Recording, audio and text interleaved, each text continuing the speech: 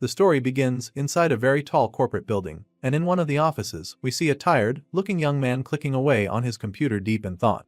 While at work, he ponders deeply about something strange that happened the day before and is pretty bothered because he has no idea what in the world it was or what it could have been. In a flashback, we get to see exactly what he's been thinking about. The previous night, he was having a light dinner when some kind of hologram popped up right in front of him out of nowhere. It startled him, but after staring at it for a few seconds, he realized that it was some kind of status window, which made him think that he was hallucinating or something. At first, he thought he was just seeing things, but even after a while, the status window didn't disappear, so his curiosity took over. On what appeared to be a shopping window, he noticed the option to purchase some canned tuna that cost 2 coins and clicked on it several times. However, nothing happened after multiple attempts, so it dawned on him that it didn't work because he didn't have any coins. Still puzzled by the whole thing, he also noticed another item in the options, which was a hammer for crushing zombie skulls. The weapon cost 5 coins. And it was a pretty strange thing to see since he had only ever seen a status window like it in Apocalypse webtoons. That's the idea that had popped up in his mind when it first happened, and even now in the office. That's exactly the same thing, making him unsettled. The protagonist finds it hard to believe, though, certain that he's not living in some kind of story from a novel. The mental argument goes on for him, making him wonder if he's starting to lose his mind from the exhaustion. Just then, Song is finally drawn out of his thoughts when his superior storms into the office yelling his name in annoyance. The furious man slams the door behind him and immediately starts beating the MC for spacing out yet again. At this point, Song is still in a daze, and it's only until the boss taps his hand that he finally regains consciousness completely. The man tells him to focus and immediately starts demanding answers for a job he passed to him the week before. Apparently, the MC didn't handle it properly, so now his boss is getting a call from the Hanbial Trading Company. Just when it looks like the boss is about to go off like a bomb, Song explains that the Hanbial Trading Company failed to prepare the documents properly, which required a re-examination to be conducted. Clearly, this isn't the first time the boss is behaving this way, because the MC doesn't look surprised at all. It turns out that this angry man has failed to get a promotion twice due to his own incompetence, and now he's here again, throwing another tantrum for everyone to see. As you can imagine, the man doesn't appreciate Song's tone, even though he didn't say anything wrong, so takes it personal, feeling that the MC is talking back to him rudely. Just when it looks like the situation is about to get out of hand, a lady calls out to the manager.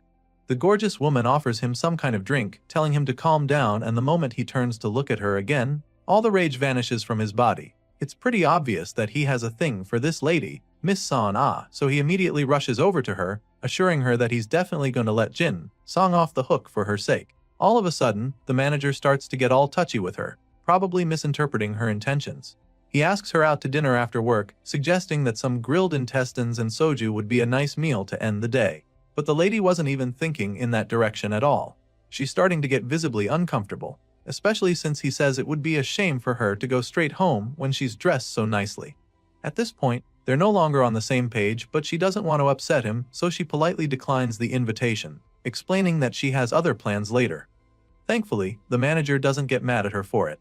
He's just surprised, but since it can't be helped, he lets her off, suggesting that they grab a drink sometime later. The man leaves the office right after that, and the moment he's gone, both Song and Miss Sion sigh in relief. Clearly, they're already used to the manager's annoying behavior, and while some still don't know how to handle it, others have obviously mastered the art. Knowing how much trouble he was able to face, the MC thanks her for helping him out, and she just smiles softly in response. Later that day, it's time for Song's break, but he's so tired already that he just wants to go home. At the moment, he's taking a smoke outside to relax and recalling the scene from earlier. He's not ready to go back into the office right now since his annoying manager Cho is still in there. As frustrating as the job is, Song remains aware that it's pretty difficult to get a new one these days. As such, he knows that he just has to endure it even if it's tough. After all, this is still one of the largest corporations around. While thinking about this, the thought of Miss Sion crosses his mind, and he figures that it wouldn't be a bad idea to get her a coffee later. As if she read his mind, the lady in question suddenly pops up right beside him, acting surprised to see him there on the rooftop. Song, on the other hand, is actually surprised to see her, so he asks her what she came to do here, since he knows that she doesn't even smoke. In response, she just sighs first before admitting that she came up there just to get away from the manager. Apparently, a client disappeared without paying their bill, and now Cho is taking out his frustration on everyone in the office, finding fault with every single person in there. Miss Sion wasn't ready to be one of the scapegoats, so she snuck out before he could get to her desk. The MC is amused to hear this and simply commends her for making a good escape. At this point, the lady feels comfortable enough to start ranting about how the manager makes her feel. It turns out that he keeps asking to eat out with her when he's not even paying, but the most annoying part for her is how he subtly tries to touch her every chance he gets. Suddenly, she stops mid-rant and starts talking about how cold it is today, but Song can't relate because he actually thought that it was pretty cool for a summer day. However, she does agree with him because the temperature seems abnormal to her. So much so that she even has goosebumps right now despite wearing long sleeves. He's surprised when she suddenly rolls up her sleeves to show him, but then he just teases her for being really sensitive to the cold since he doesn't feel anything. The lady starts to get a little worked up when she sees that he doesn't believe her, so she takes out her phone to show him a video that would change his mind. Determined to prove her point, Son shoves her phone in his face and shows him a strange video of snow falling in Africa. As you already know, that's definitely not normal, so the MC isn't completely sure that it's real. He expresses his shock and the lady agrees with him because it is indeed strange. At this point, Song believes that there's something seriously wrong going on, and while he's still saying this, Sion's phone starts buzzing from a new notification. They quickly check the phone and are surprised to see a cold wave advisory being announced. That doesn't make any sense because they're in the summer and the MC begins to wonder if the meteorological agency got hacked or something. They're still trying to wrap their heads around the first message when a second emergency alert comes in. Apparently, the cold wave warning has been issued due to a rapid drop in temperature, so now, all civilians are being advised to prepare thoroughly for colds and other illnesses that could result from this sudden temperature drop. They both stare at the phone screen in bemusement, and because of how strange the whole thing is, they conclude that it has to be some kind of error. As far as Seong is concerned, it doesn't even make sense to joke about having a cold wave warning in the middle of June. However, while he's still trying to make this point, a tiny snowflake suddenly falls on his hand and even Son starts to feel even colder in that moment. Puzzled by this, they both look up at the sky and are absolutely stunned to see that it's actually snowing already. It turns out that the cold wave is coming a lot faster than they could have imagined. It only takes a few hours for all the rooftops to be covered in snow.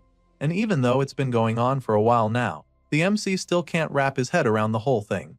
He stands out on the balcony with a cup of hot coffee in hand as he struggles to make sense of the situation. It's literally snowing heavily in the summer, which makes no sense to him. It's almost as if the world has gone completely insane. Despite warning himself with a cigarette and some coffee, it's still absolutely freezing to him, and it's clearly colder than it was when Son was there with him. Looking down at the heaps of snow on the roads, he can already tell that the traffic this night would be on another level, so he figures that it would be wise to pack up and head home right away. With this in mind, Song makes his way to the elevator, but after trying to open the door for a while, nothing happens. Of course, this leaves him puzzled and wondering if the elevator is broken or something. He's still trying to figure out what's wrong when a freezing gust of wind hits him in a flash. The cold seeps into his body instantly, so he starts shivering even more. Now, he's even more desperate to get home quickly to go warm himself, so rather than wasting any more time at the elevator, he makes his way down the stairs. With everything going on now, he still can't help but feel very bothered about that strange status window that popped up in front of him the day before. He clearly needs answers, but right now, the most important thing is finding a way to deal with this strange cold weather. By the time he reaches the bottom floor, he notices that the elevator doors are closing, which means that someone just used it. Now, he's sure that it wasn't broken, but upon getting closer, he hears the machine opening and closing the doors rapidly, which makes him feel that someone might be holding the elevator door. That's what he thought at first, but it still doesn't make much sense because it's way too quiet. If someone was holding the door, then there would at least be some kind of noise around. At this point, the most logical explanation is an elevator malfunction, but our MC is about to witness some even more strange stuff. In the blink of an eye, all the lights go out and Seong is suddenly surrounded by pitch black darkness. Seeing that there's just been a blackout, our MC begins to get pretty nervous and a lot more desperate to get the hell out of the building. He knows that this is not a good situation, so he decides to forget about packing up. He makes up his mind to just leave, but then all of a sudden, he's startled by an ominous sound of metal scraping in the distance. Song can barely see anything, and now there's a strange sound coming from the darkness, so he's really creeped out. His pupils dilate as he carefully makes his way to the dark office to get his stuff, and that's when he gets even more freaked out. The place is completely deserted, almost like everyone left already, which is pretty strange. He could have sworn that a few people were still in there when he went up to the roof, so the current situation makes him even more nervous. Besides that fact that there's no one else around, He's also very creeped out by the sudden darkness. As he slowly moves along the office, he notices how messy the place is, which is very unusual. It's as if everyone else fled in a hurry, so now, Jin Song is sure that there's a problem. Desperate to calm himself down, he calls out into the darkness, asking if anyone else is there. Of course, there's no response, and that's when that creepy metal scraping sound continues. Jin Song's adrenaline levels spike and he immediately gets into flight mode. Bro quickly takes his backpack and starts to make his way out of the building, knowing that he definitely needs to move as fast as he can. Just as he's about to make a run for it, he senses an ominous figure behind him. He can't see it yet, but there's a zombie-shaped shadow right behind him that's already sending chills running down his spine. Our boy doesn't even bother turning to look at it, he just shuffles ahead to increase his pace. He can clearly sense that there's something terrible lurking in the meeting room ahead, and he's not too keen on seeing it for himself, so he continues on his quest to escape, but then all of a sudden, he steps on something. Jin Song looks down to see the ID card he just stepped on, and it's covered in blood. He picks it up and sees that it belongs to one of his colleagues, Kim Hyun-sok. Of course, he's very puzzled as to why it's covered in blood and whose blood it even is. Seeing the trail of blood leaves the MC frozen in shock, wondering what on earth happened in the place. Curious for answers, he decides to quietly follow the trail till he gets to the window of the meeting room. There, he peeks through the blinds and is absolutely mortified when he sees one of his colleagues feasting on the other. They're both covered in blood, which overwhelms Jin Song a bit. The guy is too shaken to even move, and in that split second, the zombie senses his presence and makes eye contact with him. The moment they lock eyes, our boy finally snaps out of his trance, but it's too late because now, the blood-thirsty creature is completely focused on him. The zombie stands up, and in the blink of an eye, our boy finds himself standing face to face with the monster. He's extremely terrified now, but the shock keeps his feet tethered to the ground for a while. Thankfully, this quickly changes when the zombie attacks him. As soon as the creature charges at him, Jin Song turns on the jets and starts running for his life. At first, he didn't know exactly what was going on, but now that he's trying to escape death, it becomes pretty clear to him that this might actually be a real zombie. Bro realizes that he's not winning this race, so just as he enters the office, his eyes lock in one of the chairs. At this point, he decides to fight back by grabbing the office chair. With all the power he can muster, he lifts the chair and hurls it at the zombie. He's hopeful that this would at least slow the monster down, even if it doesn't kill it, and thankfully, it works. With the zombie now a little occupied with the pain, the MC slams the door before the zombie can get to him, and this seems to have bought him some time because the blood-thirsty monster bangs on the door for a few seconds before stopping. Eventually, the zombie decides to walk away, and when our guy realizes that it's no longer trying to get him, he decides to let his guard down by quietly sitting on the floor to rest for a bit. It's obvious that it was definitely a zombie just now, and this is further confirmed when his phone buzzes in his pocket. He takes it out to see the notification of an emergency alert. Apparently, there is an infection suspected to be a variant of the rabies virus spreading rapidly throughout downtown Seoul. All citizens are being advised to refrain from going outside as much as possible and wait indoors for instructions from the government. As you can imagine, the most baffling thing he picked out from the entire message was the fact that this is a rabies outbreak. He just holds his head in confusion and annoyance as he reads the message, because it sounds like a load of shit as far as he's concerned. I mean, you can't blame him for feeling this way. After what he just faced, he's definitely sure that this doesn't have anything to do with rabies. He's certain that it was definitely a zombie, and the fact that people think otherwise makes him wonder what on earth is really going on. Determined to find answers, he goes through the comment section and reads similar encounters from other people. One guy just saw an old man ramming his head into the wall, and another even got bit a while ago. Sadly, some clueless people on the chat seem to have been bit already, but they don't even know what's about to go down. Seeing all of these messages, Jin Song realizes that the chaos is everywhere, so he begins to wonder if all of this has something to do with that status window from yesterday. With this in mind, he tries to search for answers, but he doesn't find any information related to floating status windows. Clearly, that's a dead end, so he ponders on it, thinking of what to do next, but then all of a sudden, his phone screen gets scrambled. At first, he's confused, but then the whole page goes blank, confirming that the connection has been lost. Once again, he starts to panic because he has no idea what he's supposed to do now that there's no signal. Jin Song is overwhelmed and tired of the whole situation, and to make matters worse, the chilling weather is still an issue. The MC is feeling extremely cold, and he's afraid that he's going to freeze to death before the zombies find him if things continue at this rate. At first, he curled up on the floor for a while, hoping it would help warm him up, but that didn't work, so now, he needs a new plan to ensure that he doesn't turn into an ice cube or worse. Right now, his priority is to hold out somehow until a rescue team arrives or something. His phone's battery is at 83%, so he's confident that it could last him 2 days at least if he conserves it well enough. With this in mind, he turns on his flashlight and musters enough courage to climb back up the stairs. Once he's on the upper floor, he scans the area with his torch, but he doesn't see anyone. There's no sign of life around, so he figures that this is a good place to lay low for some time. Our boy already knows that he's going to be stuck in this place for the next couple hours or even days, and if that's the case, then he's going to need something to eat. He desperately wishes there were snacks somewhere in the office, or even some clothes he could use to warm himself up, and just like that, the search begins. He rummages through all the drawers he can access, and he's lucky enough to find a long-sleeve shirt tucked away in one of them. Now that he's gotten some better clothes, the next thing on his agenda is food, so the search continues, and after a while, he is delighted to discover a bag with food, water, and even a blanket in it. It's almost like it was placed there for him, and even though he doesn't know who the owner is, he's deeply grateful to them.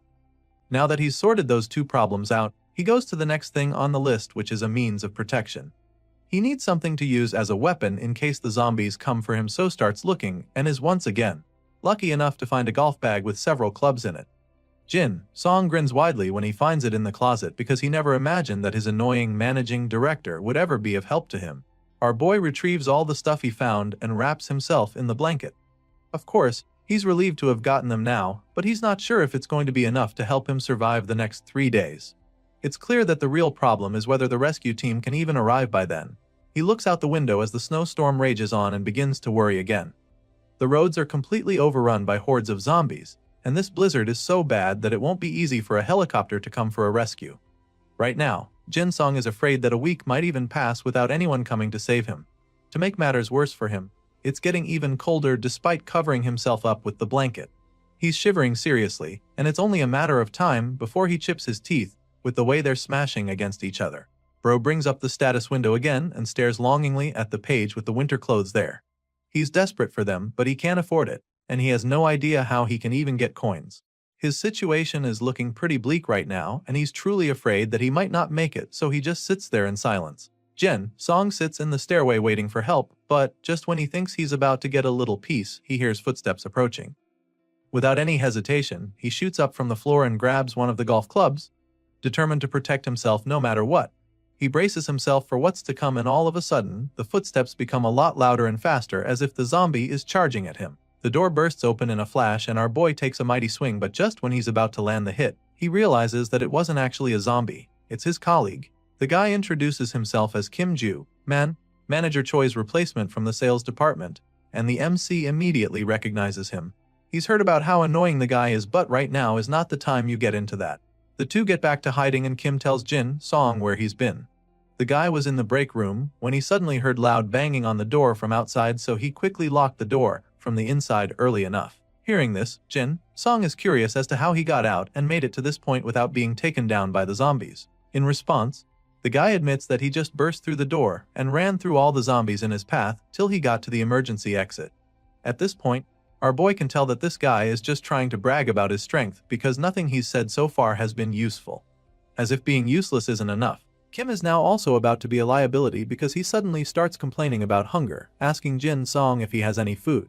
The food he has is barely enough for him, so he doesn't have any plans to share it with this annoying guy. He bluntly tells Kim that he doesn't have any food, but the guy doesn't believe him at first. Even though the MC isn't going to share his emergency rations, he doesn't mind giving the guy some water. I mean, he's not completely heartless. Anyway, he takes out the can of water and hands it to Kim, who thanks him for it. At this point, you'd think the guy would just take the water and be grateful, but that's not the case. All of a sudden, Kim grabs Jin Song's arm very firmly, and with a twisted look in his eyes, he asks our guy once again if he really doesn't have any food. Now, the MC can clearly see that there's something strange going on with Kim, so he knows that he has to be very careful. While getting the water, Jin Song notes something unsettling about the guy. At first, he thought that Kim was sweating because he had been running, but the guy has been dripping with sweat the whole time, even though it's freezing. Our boy feels that he might just be feeling too paranoid, but just as the thought crosses his mind, Kim suddenly lunges at him like a madman. Thankfully, he's quick enough to notice it, so slams him in the face with the water flask. He disorients Kim with the hit, lands a powerful kick to the side and sends him crashing into the wall. At this point, Jin Song has his golf club in hand, ready to strike because he's clearly facing a zombie now. Kim was fine just a moment ago, but now, the guy is foaming at the mouth and growling at him with crazy eyes. As much as our boy hates to have to do this, he also knows that he doesn't have much of a choice. If he doesn't take out this zombie, his own life will be in danger, so without any hesitation, he buries the golf club in the zombie's head. This is no longer his colleague Kim. It's now a bloodthirsty zombie ready to infect him, so he can't let that happen. Jin Song pummels the zombie until the whole place is covered in blood. He lands repeated blows to the head till it stops moving. At this point, it's clearly dead, so he can finally take a breather. The MC takes a moment to catch his breath, and then all of a sudden, he sees a status window appear right in front of him. It's a notification confirming that he just earned 1 coin. As you can imagine, he's taken aback by this because he has no idea what the hell is going on. After pondering over it for a while, it finally starts to make sense to him. The only place he's seen anything about coins was on the shopping window. So, he pulls up the shop to confirm, and sure enough, he sees several items that can be purchased with coins. Right now, he has 1 coin, so he can't really afford anything since most of the items cost more than that, including the winter clothes he so desperately needs. Seeing all of this, Jin Song begins to understand what exactly is going on. He realizes that he's probably going to get 1 coin each time he deals with a zombie, and frankly, that's quite disappointing to him. He literally just risked his life to fight and survive that, so he's pretty pissed that all he got was 1 coin. It's a really tough system, as he can already tell, and just thinking about it exhausts him. Jin Song simply falls to his knees, thinking about what his fate is, and that's when he spots something intriguing on the zombie. The MC notices the throbbing bite mark on the decreased Kim's arm and just sighs as the reality dawns on him. Kim probably got bit while trying to run through the zombies in the building, and he clearly didn't even know he had been bit. Our guy can't blame the guy for not even knowing, since he looked completely fine when they first met. It's really crazy that one can already be infected and have no idea. So with this in mind, Jin Song decides that he can't trust anyone by their appearance moving forward. The MC makes his way back to one of the offices to have a smoke and relax a little. While he's at it, he can't help but notice how good this cigarette he found earlier is. He remembers finding it when he was rummaging around the building for useful stuff, and he's really glad he did, because it's the only small comfort he has in this crappy situation. After some time, Jin Song figures that he should probably start moving back to his hiding spot soon if he doesn't find any other useful stuff. Just as he's thinking about this, a loud screech disrupts his thoughts. So he looks out the window to see what's going on outside, and that's when he sees the sea of zombies flooding the streets. There are only a few people who haven't been infected yet, but with the hordes swarming them, it's only a matter of time. Some of them try to fight back with weapons and whatever they can get their hands on, while others just succumb and accept their fate. Sadly, in a situation like this, there's really no use fighting, and the last man standing learns this the hard way. The zombies devour him in a flash, and all that's left of him is a bloody corpse. Well, that's before his transformation begins. Our guy watches the horrific scenes down there from the building, and he's truly shaken by it. It's so disturbing to him, but more importantly, it makes him understand just how screwed he is. As if the endless waves of zombies aren't enough, the snowstorm refuses to end as well. The blizzard rages on throughout the night, and our exhausted protagonist decides to just lie down and hope for the best. By the 3rd day, there's still no sign of any rescue team coming to save him, and it's not getting any warmer either. On top of that, his phone battery is now at 3%, which means that he's about to be really hopeless in a while. From the look on his face, you can tell that he doesn't really have high hopes anymore. All he has left with him now is 1 bag of snacks and 4 chocolate bars. As you can imagine, the last 3 days have been really frustrating for him. He's spent most of his time just staring out the window to conserve as much energy as possible. During that time, he saw several people attempting to escape from the zombies, and of course, every single one of them turned into a zombie in the end. Seeing such things can really kill a man's hope, and some might even lose the will to fight or keep living. However, that's not the case for our hero. Despite seeing how the efforts of others ended in futility, Jin Song has come to the conclusion that he has to get moving. As far as he's concerned, there's really nothing else he can do if he wants to live. Sure, it's safer inside the building, but staying here like this will only bring him closer to death with each passing day. He decides that he can't keep hiding in one spot staring out the window till death comes for him, so first, he intends to find some trustworthy survivors within the building. Jin Song still believes that there are others like him and that his best shot is finding them. So, with the little energy left in him, he clears out the barricade in front of the office door, prepared to finally walk out. The MC is definitely afraid, but he knows that this is what he has to do. He must find the others and combine forces with them to get out of this building. For now, his main objective is the 6th floor. This is where he wants to begin his search, and to do that, he needs to check if the entrance is blocked like Kimju Man said it was. For the first time in days, Jin Song opens the door to walk out, and the moment he does it, something shocking happens. All of a sudden, The power is restored and all the light bulbs come back on. As soon as he sees this, he doesn't even waste a second before running back into the office window to check if it's still snowing. Sadly, when he gets there, he's disappointed to see that the blizzard is still very much there. He looks out and sees that all the other buildings don't have any power. It's still very dark outside, but the lights in the building are on, so this can only mean one thing. Jin-sung got his hopes for a second there, but the lights inside are still on, which means that someone must have turned on the emergency generator. The last time he checked, zombies aren't exactly cut out for stuff like that, so he is convinced that there's another survivor in the building. This is exactly what he's been praying for, and now he has a chance to join forces with someone else, so he dashes out of the room to begin his search. The MC takes all the stuff he needs with him and makes his way to the stairs once again. He knows that he needs to be quick about this little mission, because the lights could go out at any moment, and he wouldn't want to be in the zombies' territory when that happens. With this in mind, he resolves to find the others before the lights go out and makes his way down the stairs. Jin-sung believes that the survivor is likely located in either the management office or the security office, since those guys are the ones with access to the generators. The thing is, both of those offices are on the first floor, so he'd have to go down a couple stairs, but it's a relief for him. On the way down, he notices that something is going on with his shoes. As much as it's keeping his feet warm, he knows that he can't risk attracting the zombies with the noise, so he takes off his shoes and continues the journey in socks. Our guy is determined to make it out alive, and he no longer cares what it's going to take in order to achieve this. Soon, he arrives on the 6th floor. Right now, he's pressed for time and needs to find the other survivor before the backup generator fails, but he also needs to check if the emergency exit is truly blocked. So, Jin-sung takes a quick stop on the 6th floor to check for it. Our boy stealthily moves around there and eventually gets to the exit, and just like Kim said, it's blocked indeed. Now that he's done with that, he needs to get back to finding the other survivors in the building. That's the most urgent thing right now, so the emergency exit can wait for now since he's confirmed that it's blocked. Not long after that little detour, the MC finally reaches the 1st floor, and upon getting there, he notices that everything still seems normal. It doesn't look like the zombies from outside have been able to break in yet, and that's a good sign. However, considering the usual foot traffic in the lobby, there's a high chance that zombies are roaming about. He listens carefully, but doesn't hear any noise, so he attempts to open the door and is relieved to see that it's not locked. Jin-sung opens the door slightly to take a peek, and sure enough, he finds numerous signs to confirm the zombies' presence. There are blood stains all over the place, and he even sees a few of the undead patrolling the area. On looking closer some more, he sees many others roaming about like it's some twisted Halloween party. He's astounded by how many there are and starts to feel that this might even be the entire horde of zombies. Just as he expected, it's practically impossible to escape the building at the moment. There are just way too many zombies in the way. Still, he's glad that the zombies from outside haven't gotten in yet, because that would just make the situation a lot worse for him. Sadly, with the way things are going, it's only a matter of time before those front doors come down. The multitude of zombies outside seem to be looking for a way in, and if the population goes any higher, then they'll definitely break in.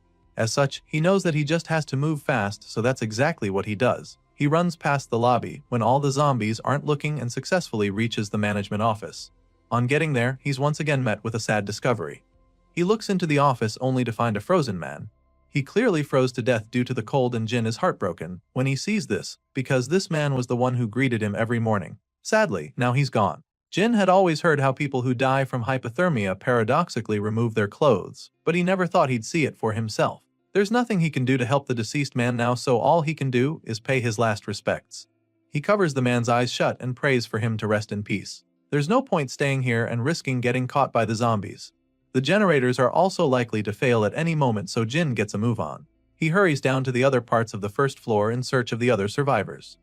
Clearly, nobody in the maintenance room survived this apparent ice age apocalypse, so the only place left to check is the security office. The MC arrives in front of the door and just stands there, desperately hoping that he finds a living person in there. As much as he wants to meet with the other survivors, he's also afraid of how they might react to his sudden appearance.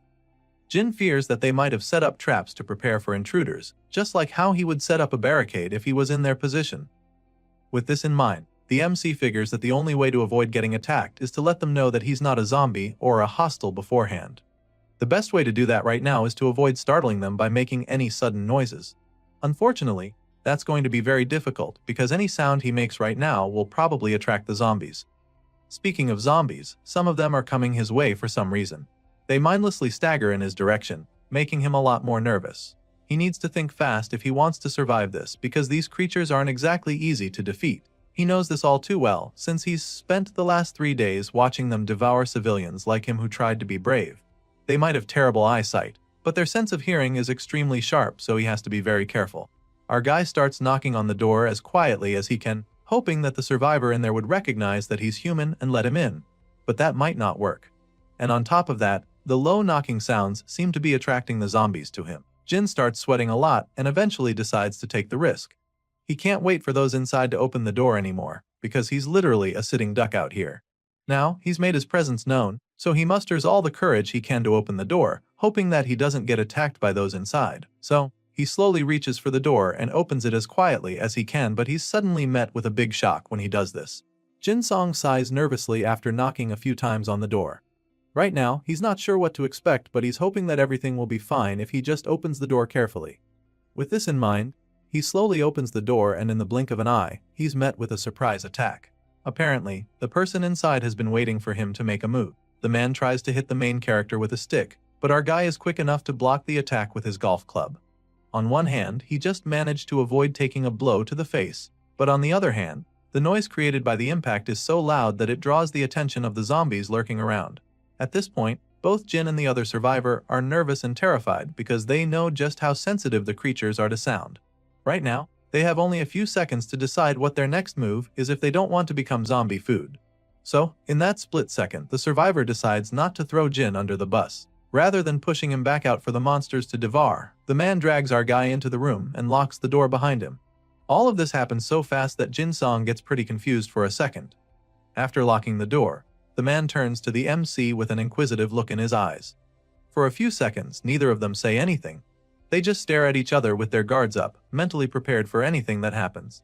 Jin finally interrupts the heated staring contest by asking the man with the stick if he's still human, which he confirms before asking the MC the same question. Our protagonist reveals that he's also human, but the other guy doesn't seem to be convinced yet. He still doesn't believe Jin, and you can't blame him for being this skeptical. Seeing this, Jin tries to explain and make the guy understand that they're on the same side. He reveals that he came all this way since the emergency generator suddenly came on because he thought that there might be another survivor. He attempts to go closer, but the N refuses to let his guard down. At this point, Jin Song finally introduces himself as the assistant manager from Sales Team 2, hoping that this would ring a bell. He even shows the man his ID card as proof, but deep down, he's not even sure he can trust the guy. Sure, he's finally found another survivor, but what if the man is infected just like Kim Joo-man? Anyway, after seeing the ID card, the other guy calms down a little and equally introduces himself. Apparently, this is Choi Jae-sung, the development team assistant manager. At the moment, Choi is still covering himself with a big blanket, which is most likely because of the cold weather, but Song can't help but find this suspicious. If Choi wanted to, he could easily hide his own zombie bite by covering it with the blanket. Sure, this is a possibility, but the MC also notices that Choi isn't sweating like Kim Joo-man was. In fact, he looks cold. The man looks pretty chill and well-fed, which makes Song wonder if the guy stopped by the break room at some point, especially since there's a full bag pack sitting in the corner. All those who were infected by the zombies showed an abnormal level of hunger. So, the fact that Choi has enough reason to control himself means that he actually isn't infected. With this in mind, Jin Song concludes that this guy is safe to be around, so he lowers his golf club and attempts to talk to the man. But of course, that's not exactly going to be easy since Choi still doesn't trust him enough for that. He tries to move closer, but the man uses his stick to create some distance between them. Apparently, Choi noticed him looking at the bag and thinks that Jin Song is trying to steal it. Choi Jae-sung points the stick at our guy while shielding his bag, and Jin realizes that he might have made things worse. Obviously, he wasn't interested in the bag, but Choi is way too paranoid to realize this, so now, the MC needs to figure out a way to fix this. Things could get really bad from here if he doesn't lighten the mood right now. He can't make Choi trust him completely in a heartbeat, but the easiest way to show that he isn't a threat is to put his weapon away, so he slowly returns the gold club to the bag, hoping that would work. He lifts his hands in surrender, thinking this would calm Choi down, but the man keeps staring at him with the same look in his eyes. At this point, our guy isn't sure what to try anymore because he actually thought this move would be enough. Just then, an idea pops up in his mind. Whenever things got difficult at work, they used to smoke together to take the edge off, and knowing how stressed out Choi must be after being cooked up in here for days, he contemplates offering the guy a cigarette. With this in mind, He slowly reaches into his pocket to get it out, and of course, Choi finds this very suspicious. The guy watches his movements closely, ready to swing the stick if Song tries anything funny. Thankfully, it doesn't get to that because the MC suddenly reveals the pack of cigarettes in his hand and stretches it out for Choi to take, asking if he'd like a smoke. As you can imagine, the man is still pretty reluctant to let his guard down, but the offer is just way too tempting for him to pass up, so he eventually lowers his stick. Just like that, the atmosphere becomes less tense as Choi calms down and asks if he can have one of the cigarettes. A few moments later, we see that the two young men are now looking like they weren't ready to pummel one another before. From the look on Choi's face, you can tell that he really needed that smoke. He moans in delight, admitting that he finally feels alive again, while Song just laughs in response, because he knows the feeling. Song admits that he knows exactly how Choi feels, and claims that this is one of the few comforts they have in this crazy situation they've found themselves. He makes this confession, but Choi doesn't say anything, which leads to an awkward silence for a few seconds. At this point, our guy starts to feel pretty nervous and then admits that the reason cigarettes are his comfort is because he's only eaten half a chocolate bar all this whole. Hearing this, Choi decides to loosen up a bit and share some of his food with our guy. Choi suddenly starts opening his bag and Song is stunned when he takes a peek. The bag is really full, which makes him conclude that Choi must have gotten that much from the break room. As far as he's concerned, that's the only explanation, and while he's still pondering on it, Choi brings out a pack of raw noodles. He breaks it in two and gives one piece to our protagonist. Of course, in their current situation, there's really no other choice but to eat whatever is available, so Song gladly takes the noodles from him and starts munching on it. He thanks Choi and becomes really curious about something. Choi said that he was from the development team, so the fact that he got here means that he probably cleared out all the food on the entire second floor. In response, the guy in glasses confirms this, explaining that it's no longer necessary to put food in refrigerators, and our guy completely agrees with him. These two new friends enjoy their uncooked food together, and after some time, Song asks Choi what the situation is like on the second floor. Sadly, the guy reveals that it's not good at all. At first, Choi was trapped in the break room with a colleague. Back then, it was just the two of them, so they split the food in two to manage their resources. However, the other guy kept insisting that they had to keep moving. Choi didn't think that was a good idea and suggested that it would be wiser to wait for a rescue team to come get them. Despite his attempts to make his colleague wait there with him, the guy eventually had enough and decided to leave without him. As you can imagine, the impatient guy was infected as soon as he went out, and just like that, Choi was left all by himself. After hearing this story, the MC suggests that there are probably quite a few zombies on the second floor since he passed there on his way down, and Choi confirms this, claiming that he counted at least 4 of the undead himself. Clearly, Choi also has no choice but to come out since his battery was about to die completely. As such, he was forced to come across the bloodthirsty zombies on his way down, and this makes our guy wonder how he got out without being infected. In response, Choi reveals that he drew their attention by throwing something in the opposite direction. So, whenever they were distracted, he simply took the opportunity to crawl out of their reach. Song is quite impressed with the story, admitting how amazing it is that he escaped safely from 4 zombies. Choi just laughs nervously as he thanks our guy for the compliment. Judging by everything he just heard, Song is convinced that Choi was the one who turned on the emergency generator, so he asks just to be sure, and the assistant manager confirms his guess. The MC looks over at the power strip in the corner with several chargers plugged in and figures that it's the reason Choi risked his life to go turn on the generator. Clearly, the guy had to charge his devices so he wouldn't get stranded, but Song is a little confused because he doesn't really think there's a point. Hearing this, Choi is shocked because he can't believe that Song has been surviving without using the internet. At this point, our boy is even more surprised because he had no idea that there was even any signal in the building all this while. Hearing this, the assistant manager informs him that satellite internet is actually available. This response leaves our guy astounded, and that's when Choi asks him if he knows about Spacelink. Sure enough, Song is familiar with this name, so Choi tells him that they still have access to the internet because of it. Of course, there aren't many usable servers left since the zombies took over, but there are a few communities that they can still connect to.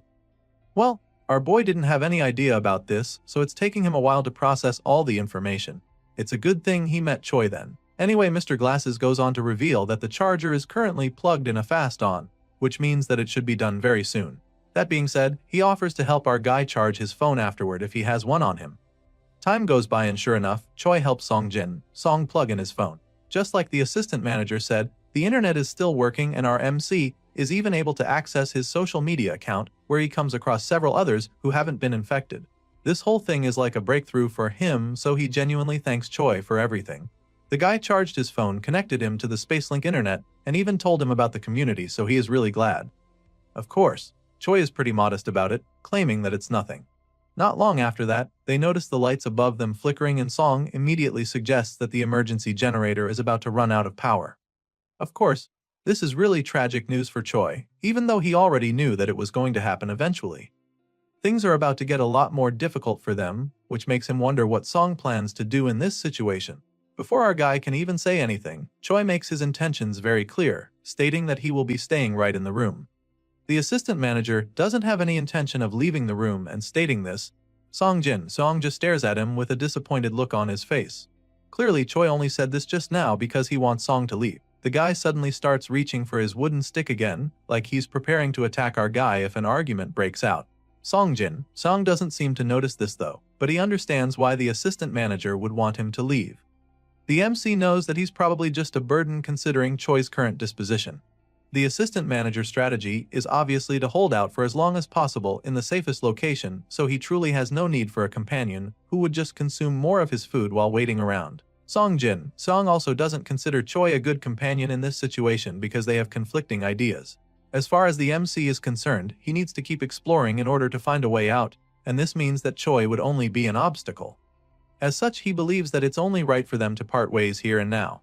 After considering all of these factors, our guy finally informs Choi that he will be leaving instead. Of course, Mr. Glasses over here doesn't have any problems with this. In fact, he's even relieved to hear it. Without any hesitation, he goes over to his bag to take out a flashlight and a small power bank.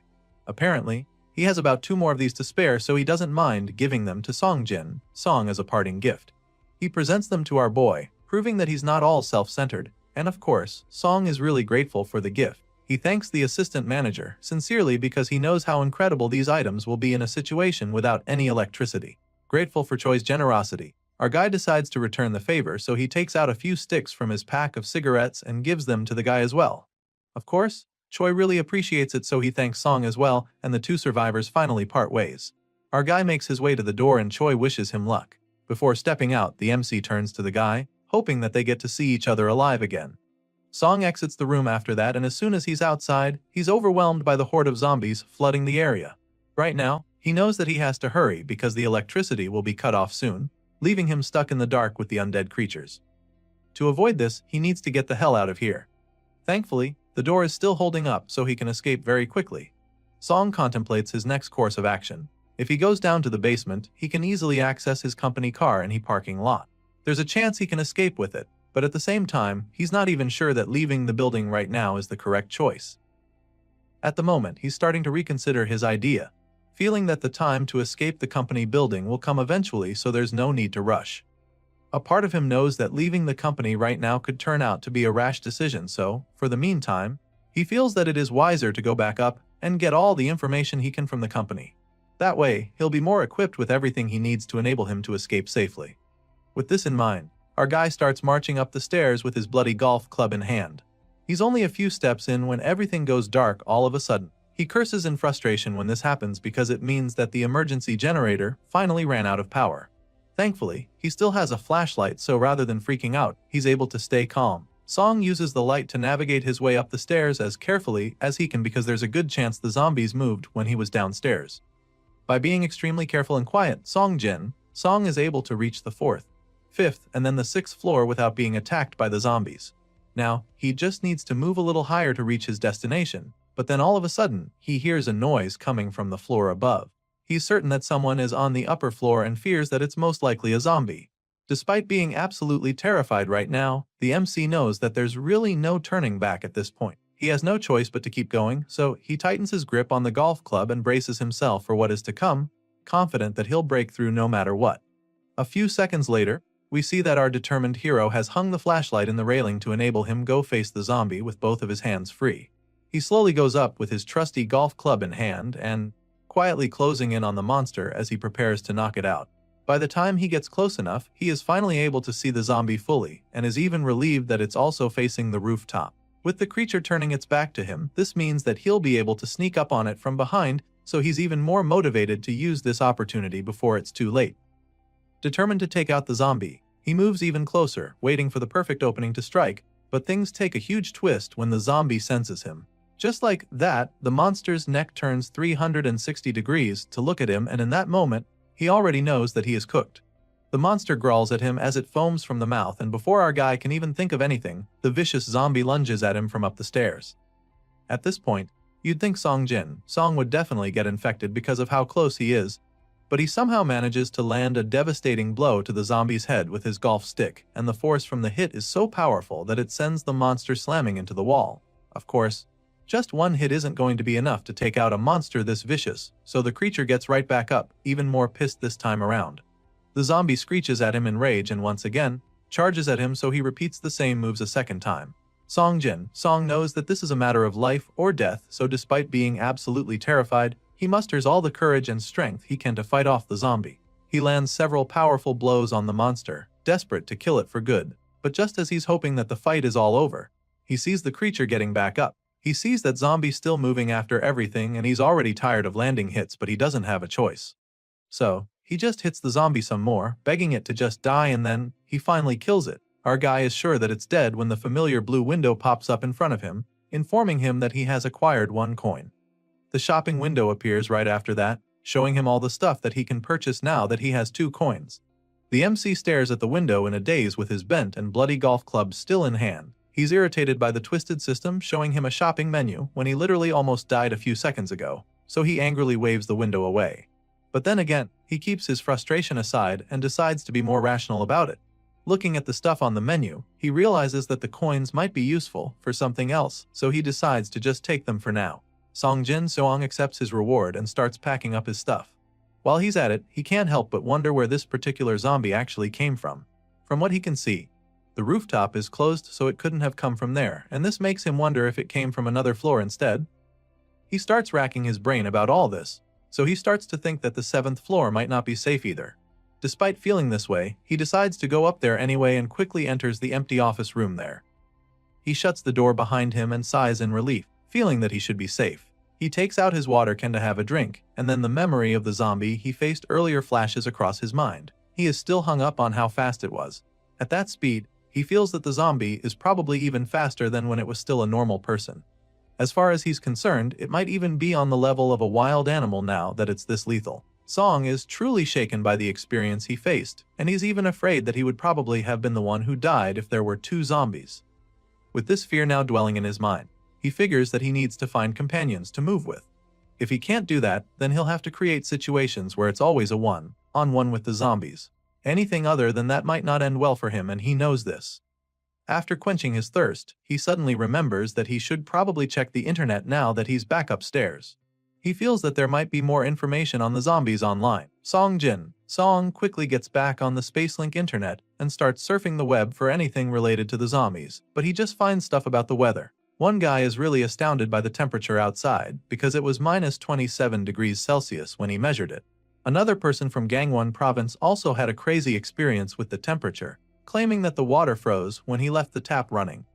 You'd think the last one would be useful information, but it's just still another message from someone talking about how their relatives got infected by a zombie. After scrolling for a while, Song simply gives up because there's really no useful info about the zombies. So, he goes over what he already knows about them. The creatures are sensitive to sound and have somewhat poor sight and smell. They also keep moving until their head is destroyed. And the most obvious fact, if you're bitten by a zombie, then you become one as well. These things online are all stuff he already knew before now, and it's mostly just survivors crying out for rescue on the servers. As annoying as the situation is, it's actually helped him to confirm one thing, which is the fact that the government has now completely collapsed.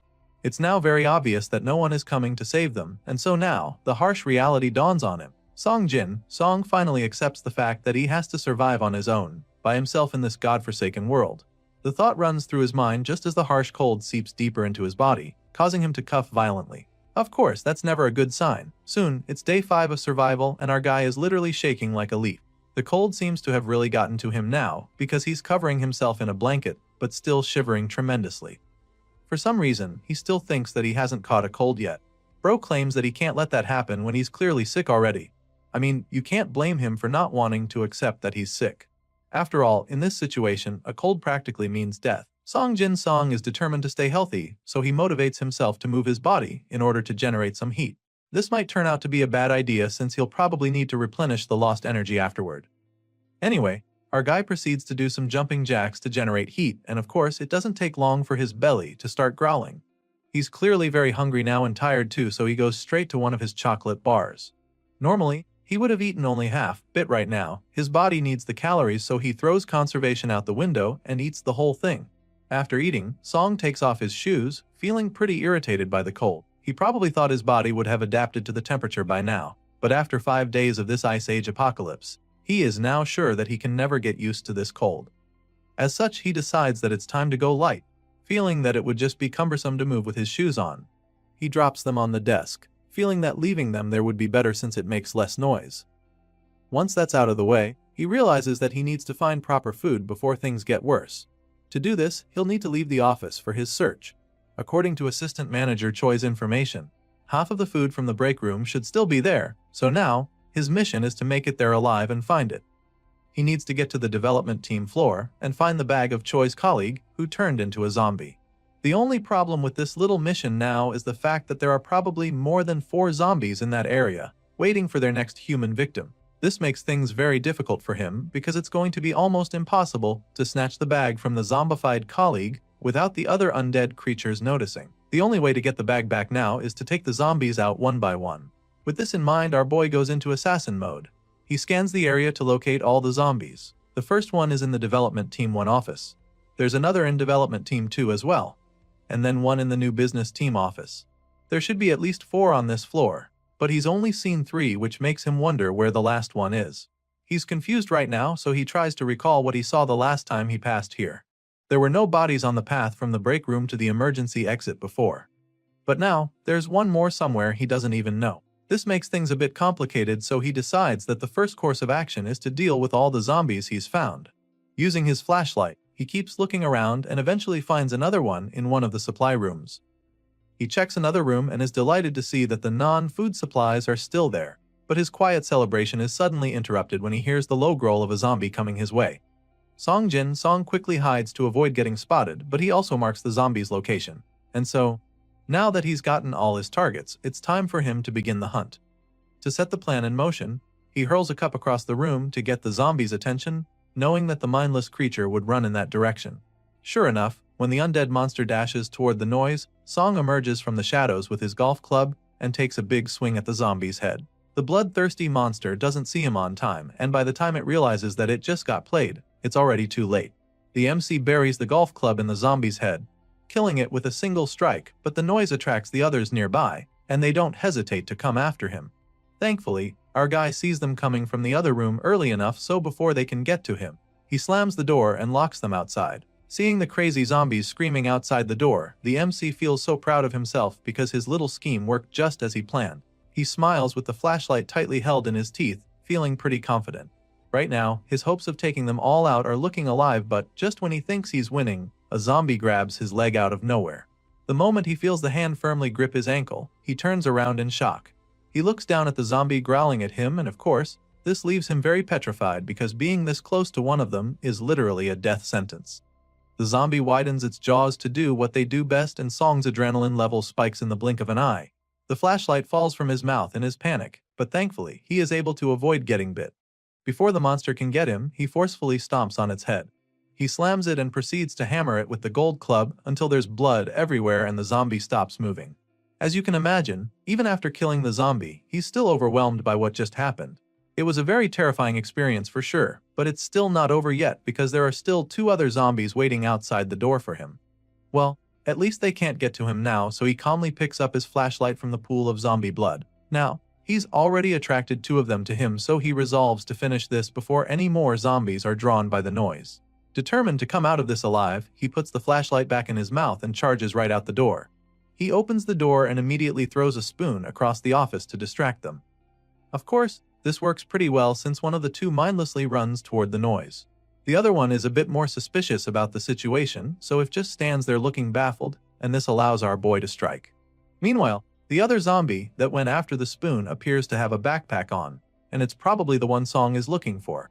Our boy attacks the first one and goes after the second one with his golf club like a gladiator. The zombie tries to run away, but of course, the MC is way too locked in to let it escape. He goes after the undead creature with murderous intent, and a few seconds later, we see his golf club bent beyond recognition. The metal stick is completely deformed and covered in zombie blood at this point. The final confirmation that he killed the two creatures is the sudden message that pops up, revealing that he just acquired 4 coins. After the crazy ambush he just laid on the zombies, he uses his flashlight to see the bag properly. He almost died while taking them on, but it wasn't for nothing because now he's finally gotten the bag of food he came for. He inspects the dead zombie with the backpack, and that's when he sees how deformed his golf club is now. Looking at it, he can immediately see that he won't be able to use it anymore.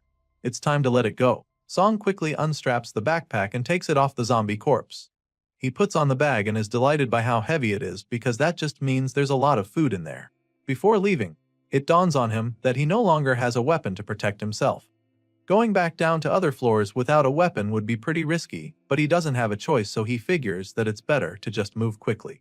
But then again, now that he's cleared this area, he thinks that it might not be a bad idea to search the place some more for something that could be useful to him. Since he's still there, he decides to take a look around.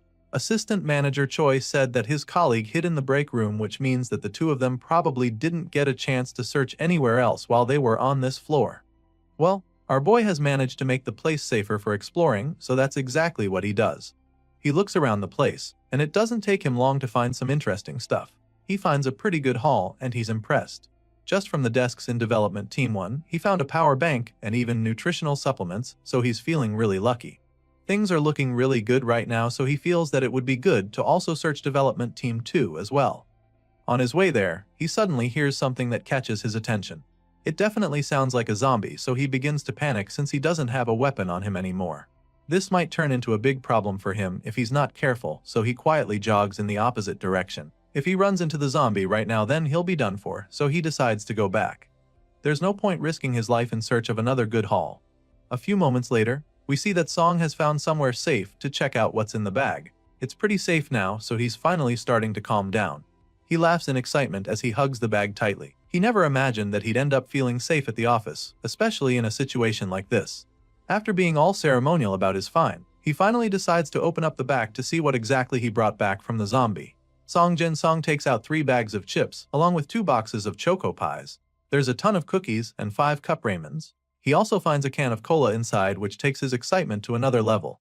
In this Ice Age apocalypse, what he's got in his hands right now is practically a treasure. With his conservative skills, this should be enough for at least a month. As long as water is available with these supplies, Song believes that he can survive for a month without much trouble.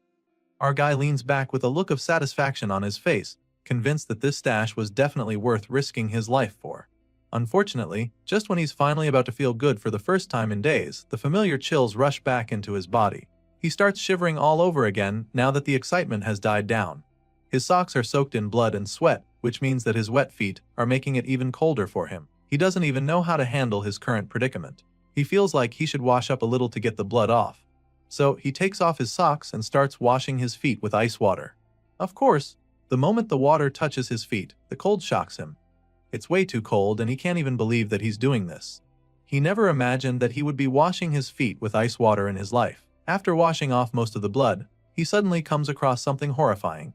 It's a wound, and for some reason, it resembles a bite mark way too much. He's shocked because he doesn't remember getting injured during his encounter with the zombies earlier. Song's eyes widen in horror as he thinks back to the time the zombie grabbed his legs. He's starting to think that he might have gotten scratched by it then, because he's certain that he didn't get bitten. From what he knows about these undead creatures, he definitely has to be bitten to become a zombie.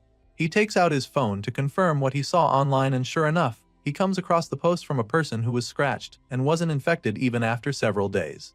The MC is so excited when he reads this message because it means that he's still safe. The guy is so relieved now because it definitely wouldn't have been easy to deal with the fact that he'll soon be turned into a zombie. Now, he's done washing his feet, so he goes to dry them with his blanket. After cleaning his legs, he can finally see how serious the wound is.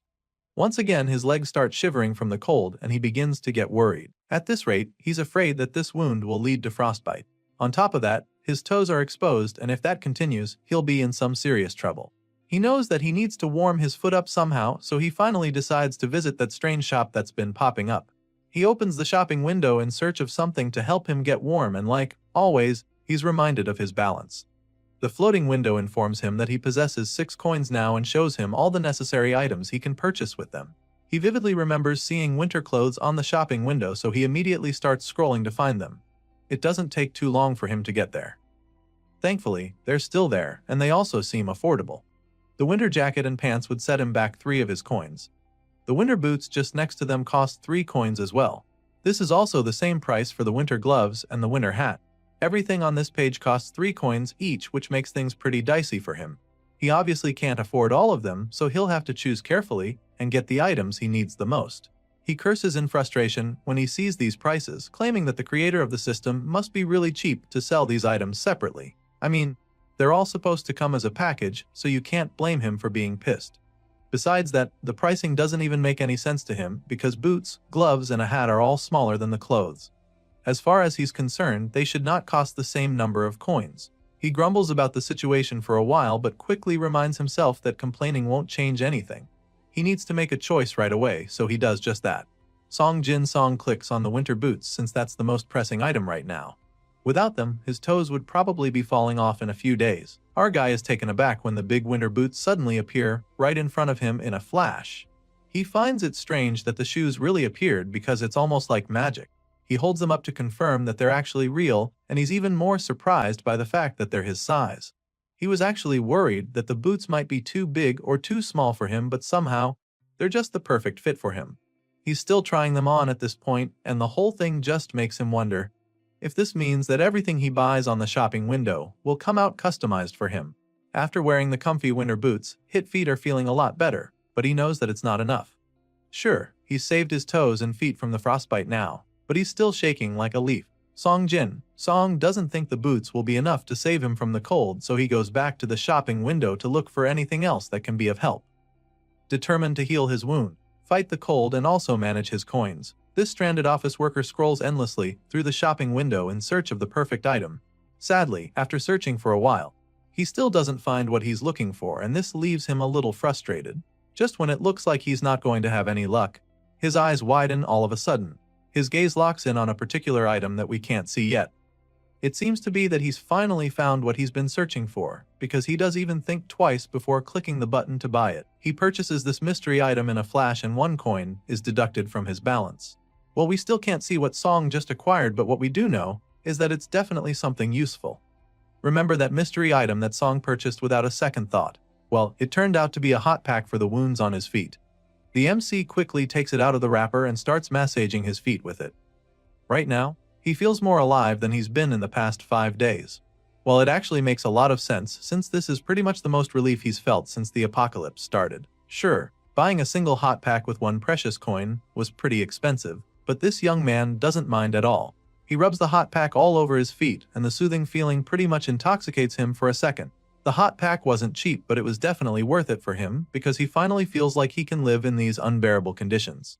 Soon it's day 7 of survival in this Ice Age apocalypse, and tragedy strikes. Song goes to the sink to get some water and is absolutely horrified when not even a single drop comes out of the faucet. As you can imagine, this is a very terrible discovery for him, and he almost doesn't believe it at first. He quickly comes to terms with reality though, since he actually saw it coming. It was really just a matter of time, and now, in the end, the water has finally been cut off.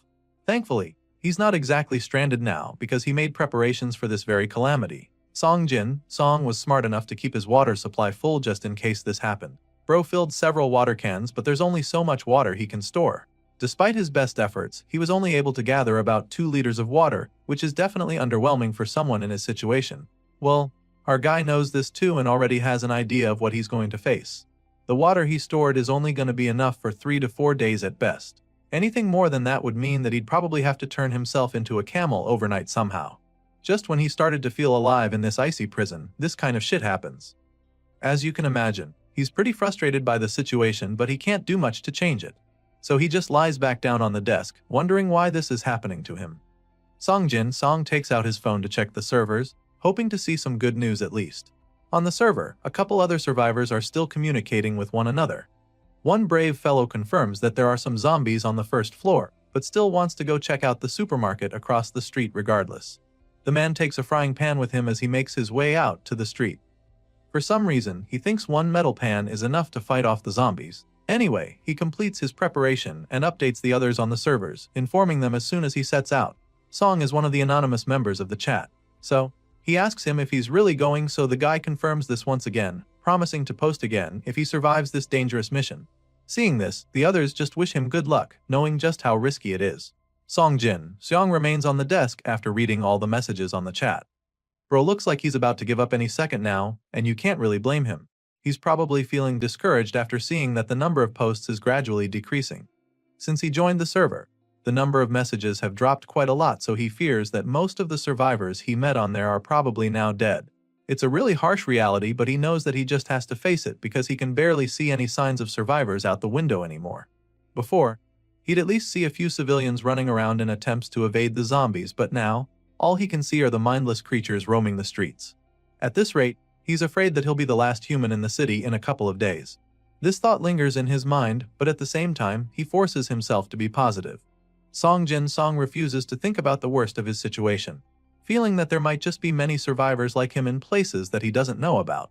After all, nobody on the outside knew that he'd been trapped in the company building until he joined the server using the Spacelink internet. The next day, which is the 8th day of him being stuck in this Ice Age apocalypse, Song checks his phone again for updates. He finds 7 new notifications on the server, so he reads through all of them. The anonymous member from the previous day, who was talking to the brave guy, is starting to freak out now. It's been a day since the man set out to go to the supermarket, but he still hasn't posted anything, so it's starting to look like he didn't make it. The zombies probably got him, so when Song sees these messages, he finds it very difficult to remain positive. He had a little hope that the man would actually survive, but the mission proved as difficult as he thought. And now, he's completely certain that there's no way to survive out on the streets. Sure, he still has food and water that can last a couple more days, but he knows that he can't just wait here like this. When the time comes to leave this place, going out alone would mean death, so once again, he makes up his mind to go out and find another survivor. Our guy knows that he needs to get an ally as soon as possible, no matter what it takes. However, there's one glaring problem with this plan, which is the fact that our guy still doesn't have a weapon. He needs a good one if he's going to start wandering around the company building. Song looks over at the golf bag he found several days ago and quickly confirms that there's only one decent golf club left in it. He takes it out to have a look, and after inspecting it, he realizes that it's less durable than he thought. It might look pretty solid now, but it becomes useless after taking down 3 or 4 zombies. Obviously, there's a very good chance that he'll come across way more zombies than that if he truly sets out on his mission again. This means that he'll need something more durable to protect himself with if he wants to survive. And so, he opens that shopping window earlier to see what might be of use to him there. The first weapon he sees is the hammer for crushing zombie skulls. It looks pretty cool, with a spiked end that's pretty menacing, but there's one major problem with this weapon, which is the fact that it's too expensive for our guy. Right now, Song can't afford the hammer because it costs 5 coins to get, and he's already down to his last 2. After taking a good look at the weapon again, our guy admits that it actually looks really good. However, this doesn't make him think it's worth it. With 5 coins, Song knows that he can easily buy winter clothes and still have enough to get another hot pack. At the moment, these other things are looking a lot more valuable to him, so he's really not interested in buying the weapon in a hurry. After all, he still has a golf club that could hold up for a while. With this in mind, he sets out on his stealthy mission. First plan on the agenda is to check out the other floors and see what he can scavenge. So, with his flashlight in one hand and the golf stick in the other, Song quietly moves down to the other floors, and it doesn't take too long for him to discover something really disturbing. He enters one of the dark offices and is instantly taken aback when he finds fresh blood stains on the desk. He goes over to investigate, feeling very confused because there's no one around. He's been seeing these blood stains for a while now, but this one especially caught his attention. Our guy goes closer, hoping to find answers because even the smell is really disturbing. It smells just like the zombies, but it doesn't make any sense because he can't find any bodies around. By the time he scans the office with his flashlight, he realizes that the place is truly a mess with blood stains everywhere. This sends chills down his spine as he wonders what on earth happened there. He tries to open the adjoining door leading to another room but immediately realizes that it's locked. This leaves him even more perplexed because now, he begins to wonder if someone is hiding inside the room. He leans closer to check if he'll hear any noise coming from inside, but that's not the case. He can't hear anything, and so, after a brief pause, he decides to break in. Before bursting in though, he makes it very clear that he's going in. Song breaks down the door and of course, he's met by a new shocking discovery. The entire room is filled with bloody corpses piled on top of each other. He's taken aback by the sight, but bravely goes in to investigate some more. Looking at the heap of dead zombies, he can tell that there has to be at least 10 of them lying here. It's chilling to be in here with so many dead zombies, but he forces himself to focus. He came here in search of useful items, so he quickly goes to one of the drawers to rummage. Even while he's at it, he can't help but wonder what the hell happened in there. He's bewildered that someone was able to kill these many zombies, and he can only wonder who in the world could have done it. The fact that a monster like this person has been in the company is truly mind-blowing for him, and all he can think about is how good it would be to have them on his side. As far as he's concerned, he wouldn't have to worry about a thing if this zombie slayer became his ally. After check in the cupboards, he doesn't find anything useful, so he prepares to get out of the room. He wouldn't want to be caught off guard by the other active zombies. Song remembers seeing signs that the other offices were searched too, so he feels that this place might already have been swept by whoever killed the zombies. He begins to panic a little when this thought crosses his mind, because if that's truly this case, then this whole place has most likely been cleared out already. As such, he just gives up on searching, convinced that there's no way anything useful would be left in there for him. He sighs in defeat, feeling that all his efforts were simply futile. Sure enough, there's really nothing in any of the compartments, and this just leaves him wondering one thing. Who was it to have taken things so thoroughly? He finds it hard to believe that only one person could have done this, so he feels that it could even have been several others. And so, he begins to wonder if they're even still in the building after seeing how they cleared out the whole place. While still looking around, Soyoung suddenly stumbles upon something that really catches his attention. He notices a piece of paper sticking out from under one of the coffee machines on the table, so he immediately takes it out to see what's in there. That's when he realizes that it's a note from another survivor. In the letter, the person claims that they're glad to know a fellow human made it to the 4th floor. They also apologize for taking everything on the floor that could be used as food. They then advise Song not to waste his time or energy checking the break room, since they've already searched all the drawers. They also tell him not to bother opening the managing director's office since they've piled up the zombie corpses there. Clearly, this note was written by the person who cleared the floor and slaughtered all those zombies, but that's not the only information that was left in the letter. Song continues to read the paper and gets to the part where the person reveals that they left a shirt in the cabinet for whoever finds it. They also recommended that he avoid going to the 5th floor if he can.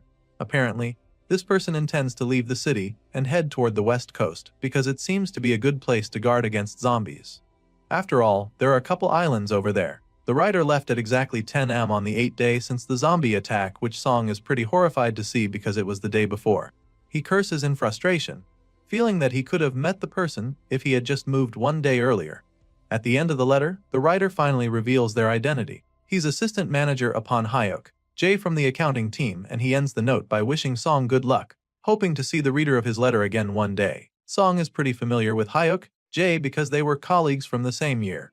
From what the MC remembers, the guy always used to brag about being in the special forces, so now, after seeing how he wiped out a wave of zombies, our boy finally agrees it was a well-deserved bragging right. Song gathers the papers and suddenly realizes that there's something on the back as well. It's a short note revealing that Hyuk Jay left a gift in the drawer for any office worker who might come by.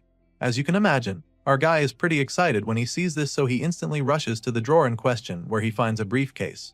He opens it up with so much excitement, but all he finds is a bunch of coffee mix.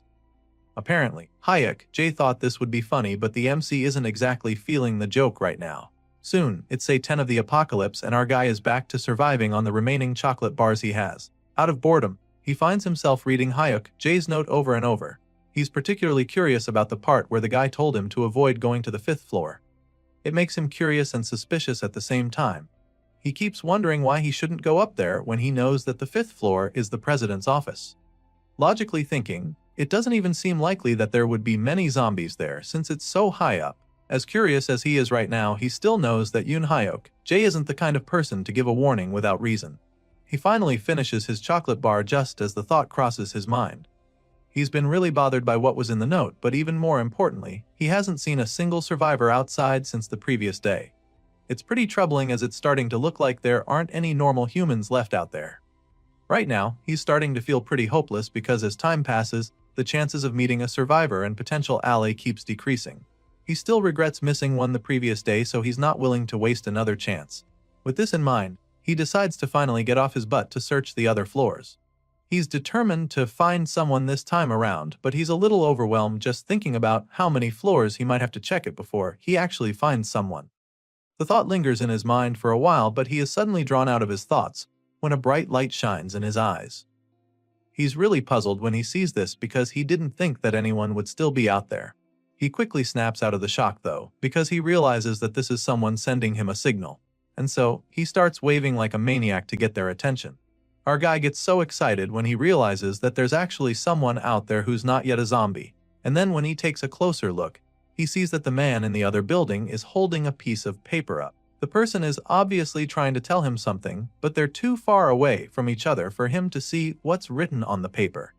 Just when it seems like he won't be able to communicate with the person, a bright idea suddenly pops into his mind. Song quickly takes out his phone to take a picture of the paper, and once that's done, he zooms right in, hoping that he'll finally be able to read it. Thankfully, his plan works and he can finally see what the guy was trying to tell him. Apparently, it's saying that there are people on the 6th and 7th floors in the company building. Also, the man has people in his own building and wants to team up. This is exactly what our guy has been desperately hoping for, so seeing this message right now is like a dream come true for him. He had almost lost hope, but now, hearing that there were other survivors all this time, he gets really excited. Now, he needs to go straight into action. For the meantime, he can leave the people in the other building, hoping that they can handle themselves. His priority right now is to find the person on the 6th floor, so he grabs his gold club and springs into action. Our guy sets off on his mission to get to the 6th floor, but is taken aback when he discovers that the entrance is blocked. He doesn't understand why this is the case, so he starts to wonder if the other survivor saw the message and decided to clear out the place. Either way, he makes his way down to the 6th floor, and upon entry, he calmly makes his presence known, revealing that he's from the 7th floor. He announces that he's an employee at Taezong Trading and all of that. He's still trying to assure them that he has no hostile intentions when he accidentally kicks something. Song quickly uses the light to check what it is and notices how the place looks kinda weird. Something feels off, so now he's wondering if another guest arrived before him. The MC is pretty puzzled at the moment because he's not sure what is going on, but he gets answers very quickly when a zombie sneaks up behind him and attacks. The terrifying creature charges at him with blistering speed, but he somehow manages to turn around in time to defend himself. Song uses his golf stick to block the zombie charging at him, and it shoves him down to the ground in the process. Now, with his back touching the floor, our guy knows that this is a life or death situation, so he fights with everything he's got. First, he creates some space by kicking the zombie in the gut. This gives him the chance to get back on his feet, so this time, he doesn't hesitate to unleash his own attack on the zombie. Song charges at the monster and takes it out pretty quickly with his golf club. A few seconds later, our guy is standing above the brutalized zombie with sweat dripping down his face. He's managed to take out the monster, but he's not done yet, so to finish the job, he lifts one of the metal tables and smashes the zombie with it. Song mercilessly squashes the zombie's head, leaving a bloody mess in the floor, and it's at this point that the kill is finally confirmed because the mysterious window pops up once again to inform him that he just acquired another coin. The MC finds this pretty amusing because with the way the windows keep appearing, it's starting to feel more like a death notification at this point. As much as he'd like to dwell on that, he has more pressing issues on his hands. There was supposed to be another survivor on this floor, so now that he's dealt with the zombie that attacked him, he goes back to searching for a potential ally. He grabs his flashlight to continue his search, and when he doesn't sense anyone around, he starts to wonder if that guy across was lying to him earlier. Just when he's about to start having doubts, he hears a clanking sound from one of the doors around him. Of course, this gives him some hope, because he's convinced that it must have been the other survivor. Looks like the guy wasn't lying after all. With this in mind, Song goes over to the door to investigate and notices that it's been locked. So, rather than bathing in, he tries to use his words first. He tells the person hiding that he knows they're there, and then quickly explains that he didn't come here to harm them. Song makes it pretty clear that he came to team up, and politely asks the person to introduce themselves to him. While saying all of this, he quietly reaches for the door in an attempt to open it. But it doesn't budge. When he doesn't get a response from the person in there, he goes ahead to introduce himself, revealing that he's an employee of the company with sales team 2. Still, there's no response even after a while, so the MC begins to seriously consider breaking in. He tightens the grip on his golf club as he prepares to take a big swing at the door, but that's when the person inside finally responds. For some reason, they kinda recognize his voice and ask if he's really Song. Of course, this question leaves our guy taken aback, and while he's still trying to wrap his head around it, the lady inside suddenly opens the door. He's absolutely gobsmacked the moment he sees her because it just so happens to be Miss Seon-ah. As you can imagine, our guy is stunned, but the lady looks really excited to see after all this time. Sure enough, she lets him in and the two catch up for a while. Song is really surprised to learn that she's been here all this time. Clearly, that has been the case and they probably wouldn't have met if it wasn't for the guy that reached out to them last night. Apparently, our guy wasn't the only one who received a message from another survivor last night, because Seon-ah was also approached by someone who came urgently asking her to open the door. The guy was banging on the window, asking her to open up, but she had a bad feeling so she refused to let him in. Sadly, that didn't even matter because the guy realized that she was alone and just forced his way in. She saw him trying to break in, so she didn't bother waiting to find out what would happen. Seon-ah quickly ran to the break room and hid there. She didn't even stay there up to an hour before finding out that the guy had turned into a zombie. Upon hearing this story, Song realizes that the zombie he took out when he arrived on this floor must have been the same man. Seon-ah confirms this immediately, and this makes Song wonder if she has a weapon. He asks her and she claims that she does, showing him the wooden spear sitting in a corner. The MC takes a closer look at the weapon when she brings it out, and it's pretty familiar to him. It looks similar to what Choi Jae-sung had when they came across each other. Song asks if it's a mop, and she admits that it is, revealing that she sharpened it herself with a box cutter. Apparently, it's even more useful than she thought it would be, and Song just finds it pretty intriguing as she explains. He can see the blood stains all over the sharp end and figures that she must have dealt with some zombies before as well. Clearly, she knows how to handle herself in this apocalypse, else she wouldn't still be alive right now. However, Song still fears for her. He feels that she's a huge risk because women aren't exactly known for their physical strength, and in a world like this, he thinks that having a lady as his only ally might be a major disadvantage to him. While all of this is running through his mind, the clueless lady criticizes her weapon, wishing that it would be shorter and thinner. Song stares at her with his reservations circling all around in his mind. He knows just how dangerous this apocalypse is because now, they're not being hunted by zombies alone, but by other people as well. In these conditions, having a wrong partner can easily go wrong, so he's afraid that Seon-ah might just end up being a liability to him if he's not careful. After pondering on the situation for a while, he finally decides to continue by himself. He suggests that he'd soon be on his way, but of course, Seon-ah doesn't like the sound of that. Before he can take another step, she grabs his hand to stop him and then looks him dead in the eyes before asking if he's really going to leave her. At this point, Song knows that he won't be able to avoid the difficult conversation, so he just starts by telling her how sorry he is. As soon as he says this, the lady already knows what he's implying, so she starts to panic. She begs him not to leave her, afraid that she won't be able to make it on her own, but Song just pulls away from her grasp and apologizes once again. He's clearly made up his mind about her, so he starts walking away a second time. However, Seon-ah isn't one to give up so easily, so just when he's about to leave, she reveals that she used to fence. She says this in an attempt to change his mind, but the MC doesn't seem convinced, so she assures him that it's true. Determined to prove that she's not a liability, she shows him the bloody wooden spear, revealing that she was the one who cleared out all the zombies on the 6th floor. It's pretty clear that she's not bluffing because she's even ready to show him all the corpses she left behind if he wants, and of course, this leaves Song baffled. The angry lady tells him that he'll regret leaving her behind, and she's very confident about this.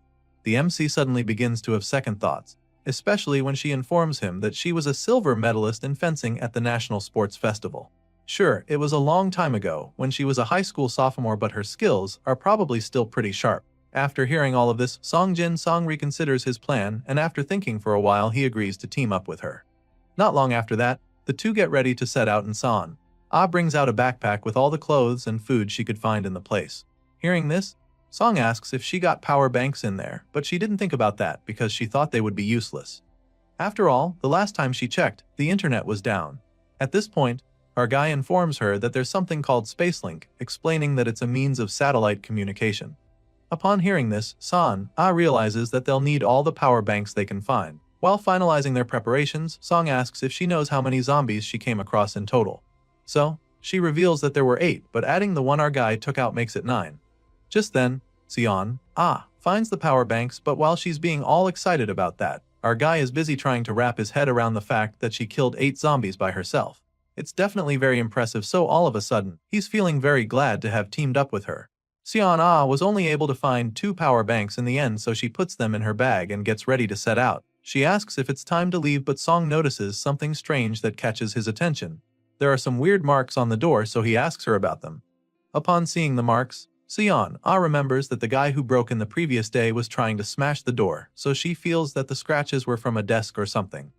Sure, that's one theory, but our guy isn't convinced. The marks are way too small and precise to have come from a table, so he scans the room for answers and eventually finds the exact tool that created the marks. Upon seeing it, San identifies the vernier caliper in Song's hand. Our guy is really excited to have found it because it's a solid chunk of metal that he could use as a weapon. He's pretty confident that it wouldn't break as easily as the golf clubs, but Sion just points out how short it is. He'll need to get real close to the zombies if he wants it to be effective, but that doesn't have to be the case because San suddenly comes up with an idea. A few moments later, we see Sion holding the newly modified weapon with a sense of pride.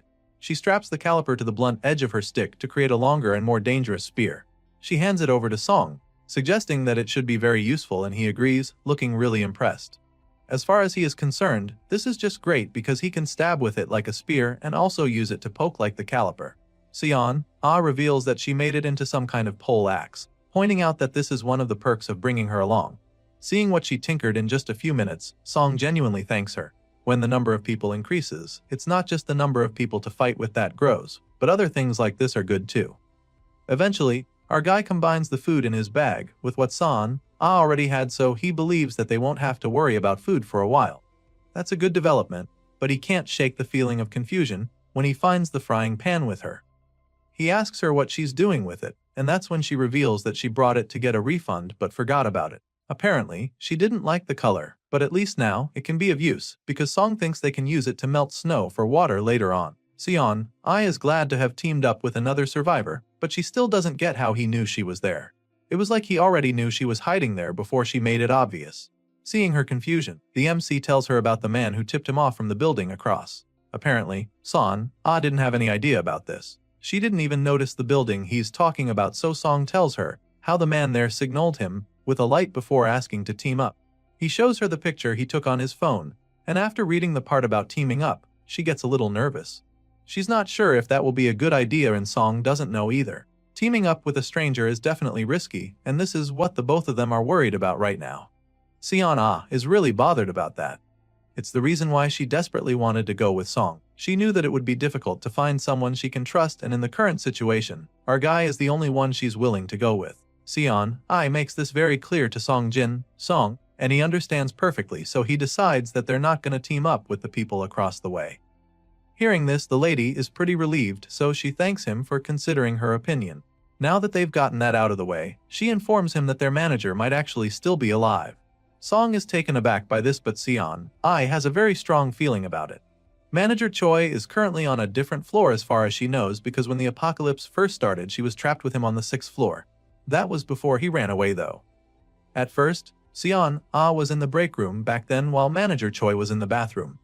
The man had asked for her help then, but she ignored him because she was still too scared. It was later that she confirmed that he had escaped, but now, she doesn't know where he went. The manager ran away on the second night from what she remembers. Since then, she's been to the 4th, 2nd and 1st floors, which means that the fat man can only be in 2 places if he's not been turned into a zombie yet. Assuming Manager Choi didn't move, then he should either be on the 3rd or 5th floor. With everything going on, Song can't help but think about the other survivors in the building across. If the people there don't get a response from him and Sion, then they'll probably try to team up with Manager Choi. That won't exactly be a good development, because there's a chance that the other survivors and the manager will come after him and Sion. If they grow their numbers, it's only a matter of time before they infiltrate and overpower these two. Song thinks deeply about this, knowing that it's a likely possibility with the way things are going. It makes him wonder how he and Sion will respond if this happens, but he's not able to figure out an answer. As such, he decides not to bother himself with the external factors that they can't even control. As much as things can go south from here, there are still things that could be considered a silver lining. For starters, he has one more coin now, which means that they can buy some more cold weather gear. With this in mind, Song immediately opens the floating shopping window where he sees the available items. Right now, he's desperate to get a warm hat because it would definitely make him feel less cold. So, using the extra coin he recently got, he decides to purchase the hat. Now, this would make him pretty comfortable, but it's a different story for Sion, whose feet are already starting to freeze inside her shoes. If she gets frostbite on her feet and can't move, then she'll just become a burden to him. That's the last thing he needs right now, so it's logical in many ways to choose the boots over the warm hat. For this reason, He changes his mind and goes for the big furry boots instead.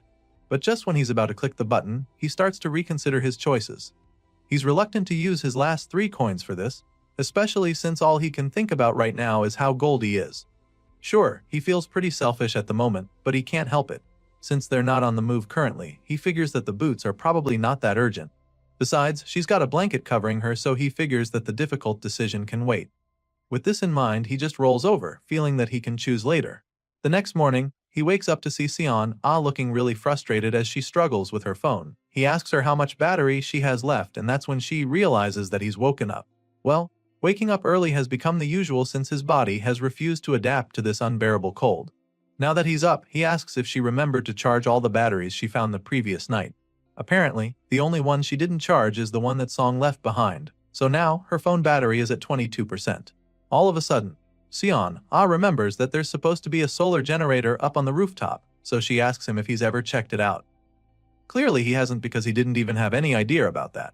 He'd probably have gone up to use it if he was aware, so he just stares at her in bemusement when she brings it up. The reason she's aware of this is because she was in charge of the solar generator for a little while due to a support project linked with a small business. Back then, they installed it on the rooftop, but it was halted after a flaw was discovered even before it went on sale. Song is pretty curious when she mentions some about a flaw, but she admits that she doesn't even know exactly what happened. Sion does have the details, but she knows that it wasn't a safety issue. At this point, he simply asks her the most important question, which is whether she knows how to operate it. Thankfully, she does, since she was in charge of it for some time. Hearing this, our guy suggests that they go check it out right away. Shortly after, the two make their way to the rooftop where the snowstorm is still raging. They manage to force open the door even with the heap of snow there. It wasn't easy, but they did it, so afterward they take some time to catch their breaths. Now, Song looks up, asking if the solar generator is really up there, which she confirms once again. From our guy's experience, there's usually a temporary ladder attached to one of the metal platforms, but he can't find it right now. Thankfully, Xian spots it in time and then shows it to him. They go over to it, but Song immediately realizes that it's stuck. The ladder isn't coming down despite his best efforts. The ice must have frozen the ladder up there, so Song suggests that they'll just have to climb up like that. It's definitely not going to be an easy climb, and the lady isn't even sure that Song can go up to handle it.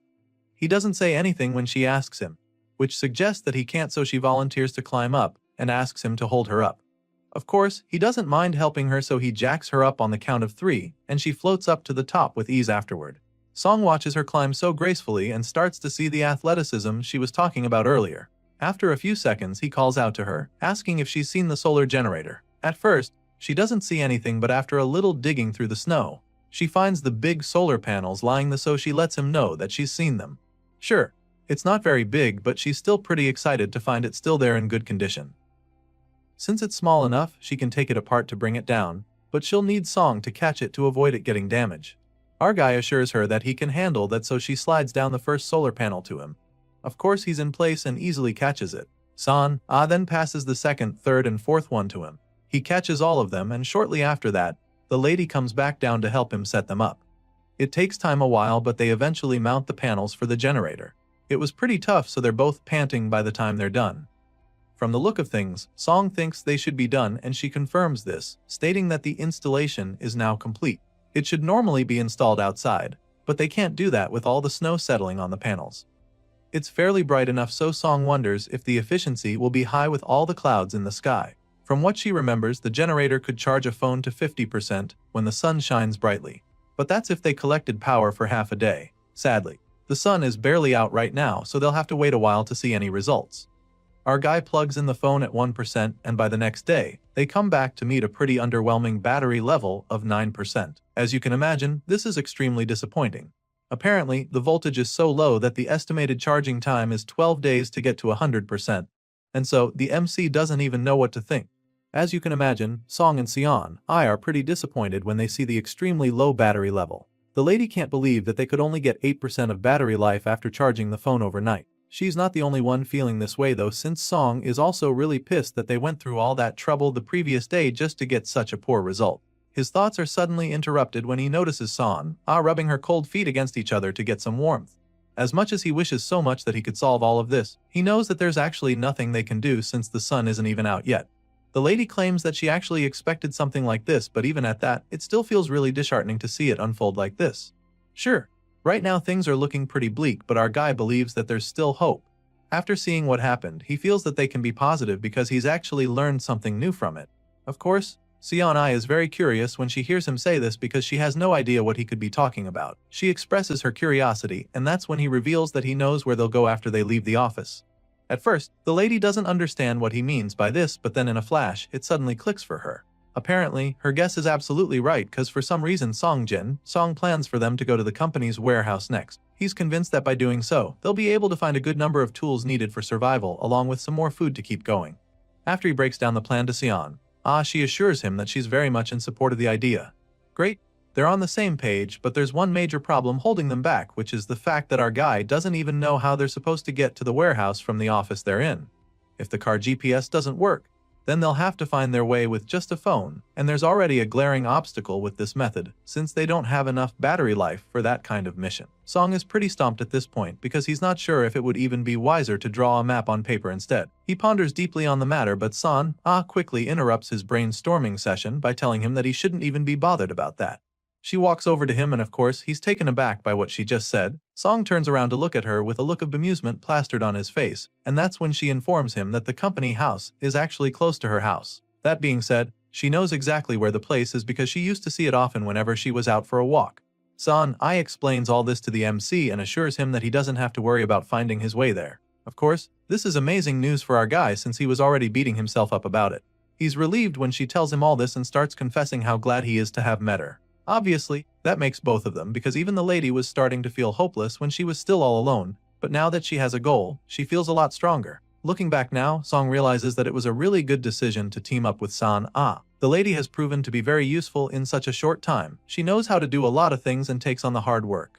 Even now, he can tell that her feet must be freezing, but she's never once tried to take his boots, which he finds really impressive. With all of this in mind, he finally decides to get her those winter boats he's been contemplating on. All of a sudden, he calls out to her, and when she turns to him wistfully, he asks her what her shoe size is.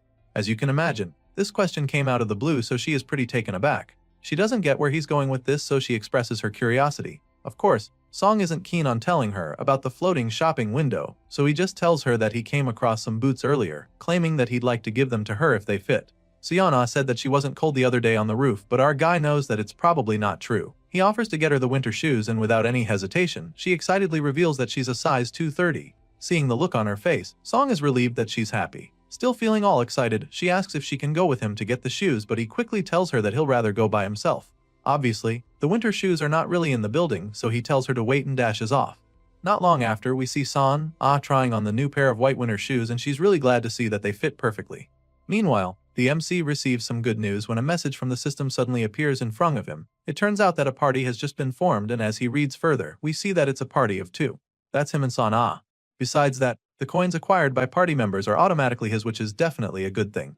Despite being pretty excited, Seong is also quite puzzled. This is the first time he's seen something like this, so he wonders if the shop window was just the beginning of something much bigger. If that's the case, then gaining more party members would be a huge advantage. Song figures all of this out pretty quickly, but he's still not sure why it's happening now all of a sudden. It makes him wonder if it's because he gave her an item for the shop as a gift. Song ponders deeply on all this while the clueless lady keeps thanking him for his kindness. Anyway, from the look of things, it seems like he might just be able to increase the number of members of this party. Right now, he's lost in thought, wondering if other features get added too, since the shopping window probably wasn't the only mysterious thing around. He's so engrossed in this matter that he doesn't even realize that Son-ai has been trying to get his attention. She's been calling out to him for a couple minutes, but he doesn't hear her, so she finally gets fed up and goes closer to him. Obviously, she can't see the floating window, so when Song finally answers her, she asks him if he's actually okay. She informs him that he zoned out all of a sudden, which got her concerned. Hearing this, our guy quickly claims that he is just a little dizzy, suggesting that it's because he hasn't been eating well lately. This makes sense, so Seon-ai figures that they should probably eat something before it turns into a problem. Song realizes that Seon-ai hasn't noticed anything yet, which makes him pretty curious. It's starting to look like he's still the only one who can see the floating windows, even though he's formed a party with her. He's not sure, so he decides to just watch closely for the meantime. With this in mind, he supports Son-ai's idea, claiming that he'll feel better after eating something. Days pass and the Ice Age apocalypse extends to 2 weeks. It's the 14th day of being trapped in the zombie-infested building, and it's also been 3 days since their water ran out. At this point, our guy is starting to find his thirst unbearable, so he's desperate for any water he can find. Song looks like he's about to lose his mind as a result of the thirst, and Sion is no different, so it becomes clear that they need to melt some snow. The lady agrees with him and decides to go get the papers and documents that she came across earlier. She springs into action, so the MC does the same. As desperate as he is, he still knows that they should probably light the fire on the rooftop since they wouldn't want to have to deal with flames inside. That being said, he picks up a table and heads up to the roof to make a spot for the fire. Soon enough, they are outside and Song is going through the papers and documents that Sion brought with her. While he's at it, he keeps thinking of the risks involved with what they're about to do. If they light a fire outside, then the smoke will likely attract the plunderers who have been in hiding. Song is aware that there are people who mainly roam in groups, committing all forms of crimes from robbery to sexual assault to even murder. The MC didn't want to do anything that could catch the attention of the people in the building next door, but he's way too thirsty and cold right now, so he can't take it anymore. That being said, he creates a decent spot and finally starts the fire by lighting up the papers. As you can imagine, the heat from the flames is absolutely amazing to the both of them. It's so surreal, and Song is still really excited that they managed to achieve this. As for Sion, the warmth from the fire makes her feel alive again for the first time in days. Soon enough, the snow that they gathered begins to melt, and so she happily informs Song that they now have water. It doesn't take long for the pan of ice to be filled with water, so the two of them get their little cups and start drinking. As soon as Song takes his first sip, his eyes widen in amazement because he realizes how long it's been since he has warm water. Sion is so delighted as well because she had forgotten that this kind of warmth even existed in the world. After a while, she tells Song how glad she is that they didn't give up, and our boy just says the same thing. Things are really starting to look up from here, so our guy suggests that they keep working together this way, hopeful that they can make it to the end of this apocalypse. The story continues on the morning of the 15th day since they got stuck in the company building. Sion is the first to get up, so she tries to wake him up too. For some reason, she's panicking, so Song is pretty startled when he wakes up. She tells him that he needs to get up, so he asks her wrong, and that's when she points to something in the distance. Apparently, the people from the other building sent them a message. All the sleepiness vanishes from Song's face when he hears this, and then he asks his partner what exactly the message said. At this point, Son reveals that the other survivors on that side appear to be coming to them. She explains this to our guy, leaving him in a daze, and then spells out the exact words they used. They literally said that they're going over to the company building to join Song and Son. Our guy immediately gets up from the ground when he hears this and curiously asks her when she saw the note. Apparently, she saw the message a few seconds ago and came to wake him up right after. She believes that they left there after confirming that she has seen their message, so now she believes that they're on their way already. As far as she's concerned, it's only a matter of time before they go out on the street in an attempt to come join them. As you can imagine, our guy doesn't like the sound of this at all. The survivors from the other side must have seen the fire last night and now think that Song has a lot of resources in the company building. Right now, he can't be sure if the other survivors are friendly or if they're actually plunderers, so he doesn't trust them. He makes this very clear to San, and they both decide not to join the people from across the way since they don't know them. The both of them decide to stay on their own, feeling that it could get dangerous for them, but sadly, this decision isn't theirs alone to make. All of a sudden, Sion spots the people from the other building out on the street. The guys are armed with weapons and their faces are masked, which is really bothersome for our guy. Seeing that the guys are outside already, it's clear that they have to act quickly, so he suggests that they pack their things before the visitors get to them. Meanwhile, downstairs, the armed survivors make their way into the company building, brutally running through all the zombies in their path. Our guy can sense it when they're in the building and finds it shocking that they're moving this quickly. They're fighting the zombies very systematically, and so it's just a matter of time before these intruders catch up with them. At this rate, the armed survivors would get to them in 15 minutes, so the MC packs his things to get the hell out. After grabbing his stuff, he checks on Sa-na to see if she's done, but she's not. Meanwhile, back outside, the other survivors suddenly begin to get overwhelmed with the number of zombies that are coming after them. They're severely outnumbered, and it becomes clear that they can't keep out all the monsters, so they decide to run for their lives instead.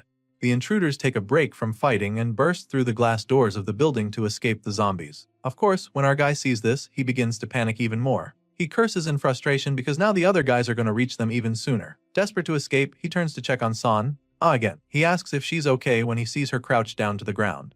Apparently, she gathered everything already, but she wasn't able to carry the big solar panels. Sure, they need the panels for energy, but right now, it's only going to slow them down if they try to carry them, so Song tells her to leave them behind. Of course, the lady is reluctant to do this since the panels are the only power supply they have. However, our guy insists that survival comes first. So, after contemplating for a while, she agrees with him and decides to move out. The two grab their stuff along with their weapons and make their way out to the stairway. As soon as they come out, they realize that the other survivors are already coming upstairs. Sadly, now they have another problem because they're not sure if they should go up to the rooftop or down to the lower floors. It would be easier to go up to the roof, and it will also be easier to defend themselves at first. However, if this drags on, they could get stuck up there and the cold would put them at a serious disadvantage. Our boy can already foresee some of the problems that could come with being stuck on the roof, so he decides that it's wiser to go down to the lower floor. Song and San make the way downstairs despite the risk of coming across the intruders. They make it safely to the 6th floor and immediately begin to make preparations. Our boy suggests that they block the entrance immediately and hold their ground to avoid getting caught off guard. Of course, Sion is ready to give her all, so they both stand guard at the entrance and brace themselves for what is to come. At the same time, the intruders keep advancing and their footsteps are getting a lot louder to the MC. Song tells her to get ready, and that's when he hears the railings vibrating. It's clear now that the intruders are even closer than before, so it's just a matter of time before they find them. Sion can see everything going on, so she doesn't even need our guy to tell her that the intruders are checking the place in search of any other survivors. At the moment, the armed men are on the 4th floor, tearing apart the entire place to find something. When they don't find anything there, they move up to the 5th floor. Song can sense this, so he knows that the intruders will be on the 6th floor any moment now. Song and his partner have already barricaded the door to prepare for this. They're waiting there for the men to come in, but they're shocked when that doesn't happen. All of a sudden, they can't hear the noises anymore, which leaves them baffled. Song doesn't get why the intruders aren't coming up anymore. The lady can also sense that something feels off, so she begins to panic as well, and while she's still trying to figure out what's going on, the whole place starts to vibrate. Glass shattered all over and the quaking sends our guy falling to the ground. After this happens, San is even more confused. She turns to check if Song is okay and the MC does the same, asking if she's fine. They get back on their feet, hoping to find an answer for what just happened, and the lady suggests that it could have been some kind of explosion. Of course, it seems likely, so this makes Song panic. There are only 2 of them, so he doesn't get why the intruders would even bother with explosives. At that moment, he suddenly remembers the note he found days ago, warning him to avoid the 5th floor. All of a sudden, pieces of the puzzle start falling in place as several memories run through Song's mind. He remembers San telling him that she thinks the section chief is still alive. He remembers that she said that the manager would either be on the 3rd floor or the 5th. And so now, after hearing that explosion from below, it all starts to make sense. Our guy suddenly has an idea and asks the lady to follow him so they can go check the lower floors. As you'd expect, she's taken aback by this idea because this isn't even a good time to take a risk like that. However, the MC is clearly not going back on this decision, so she follows him nervously, wondering if this is going to be okay. In response, our guy insists that everything will be fine because if his guess is correct, then they'll finally be able to find the answers they've been looking for. By the time they get down to the 5th floor, they're astounded by the amount of rubble they come across. There's no doubt that an explosion took place here, so our guy knows that they can't afford to let their guard down now. He tells San to stay sharp, and of course the lady is locked in, just like him. While they're quietly moving down there, they sense something strange. Sion is the first to notice it, so she calls Song's attention to it. The assistant manager turns to it, and by the time they shine their flashlights in that direction, they're stunned to discover a corpse lying there. From the look of things, these dead bodies have not been lying here for too long, which makes them understand just how dangerous the place is. San begins to panic after seeing the corpse, but our boy knows better than to lose his composure. With this in mind, he decides to go investigate, but first, he tells the lady to stay put and wait for him.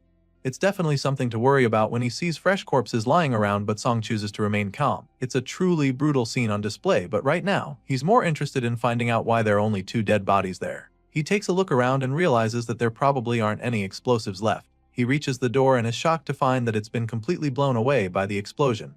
It's pretty scary, but the brave hero goes in anyway to investigate some more. And that's when he begins to hear some voices. The person talking seems to be very upset with his shitty life, and it appears that a group of people are trying to kill him. For some reason, the voice sounds pretty familiar to our guy, and after listening for a while, he realizes that it's Chief Choi talking. With this in mind, our guy confirms that the explosion must have been the old man's doing. So far, that's the only thing Song has been able to confirm, and he still needs to figure out what and who the man is talking to. Determined to get some answers, our guy enters the office and calls out to the section chief curiously. The man sees him and is immediately excited about it. He recognizes our boy as the assistant manager, but then all of a sudden, the look on his face turns into something else. Just then, he starts begging our guy to save him. The man desperately crawls over to our guy asking for help, and that's when Song sees that the guy's leg is gone. He keeps begging him, telling him how much he wants to live. Choi cries out, talking about how unfair life is. Obviously, he doesn't want to die like this, so he's desperate for Song to save him. As you can imagine, our guy is not too keen on getting close to the injured man because he's not even sure of the situation on ground. He stands there dumbfounded and reluctant to go into the dark where the old man is. Just then San arrives right behind him, curiously asking what's going on. She heard the voice too and recognized it, so now she's wondering if Chief Choi is still alive. She's still talking to Song when the injured man emerges from the darkness once again, looking full of hope now that Son Ai is here. He asks her to remember him, begging her to help him and save him from the clutches of death. She's stunned when she sees the man covered in blood, and as much as she'd like to help, there's not much they can do for him in his condition. Song tells the chief how sorry they are, explaining that they don't have any medicine to help him. Besides, they're not even doctors, so they don't know how to help him. However, the section chief is desperate to live, so nothing they're saying right now even makes any sense to him. He yells at them, insisting that there's a way he can survive, and this leaves the dude pretty confused. Seon Ai is still trying to figure out where the man is going with this when he reveals what he has in mind. Apparently, Choi is so desperate that he feels he won't die if he becomes a zombie. So, he asks them to bring one of the zombies over to him, because if he gets infected, then he won't die. The chief knows how difficult that might be for them, so he suggests that they can also take him down to the first floor, where he'll just let himself get bitten. For some reason, he's convinced that this is a good idea, but our guy doesn't even know how to start explaining what a crazy plan it is. The man crawls over to him and holds his hands, hoping that he can convince them to play along with his mad idea. Sadly, Song Jin Seong can't see himself doing it, so he just apologizes to the chief once again, admitting that he can't help him. That being said, he lowers Choi's hand to the floor and creates some distance between them. At this point, the old man is furious, so he curses at them, wondering why the hell they can't help him now. Choi reminds them how he held off the raiders for them and expresses his disappointment that they can't repay the favor. He feels that they're screwing around with him and accuses them of not wanting to save him because they want to shack up together. As far as he's concerned, they're both selfish pieces of shit who don't want to help him. He calls Seon a dirty bitch for flirting with him before and now hanging on to another guy.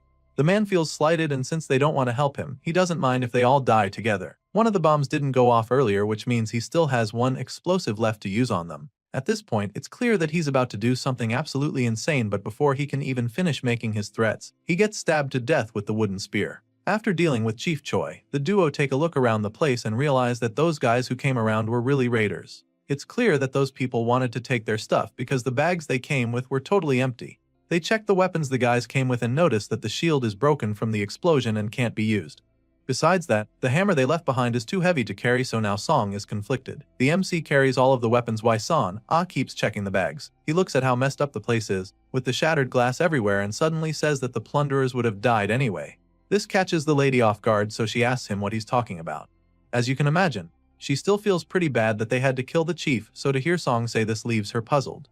Seeing the look on her face, he states that Manager Choi would have died either ways from the blood loss. He would have slowly gone into shock from the excessive blood loss, so he believes that they reduced the old man's suffering by letting him die early.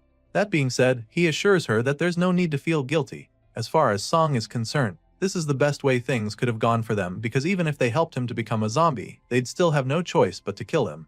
It's pretty harsh, but it's the truth and a reality that they have to get used to.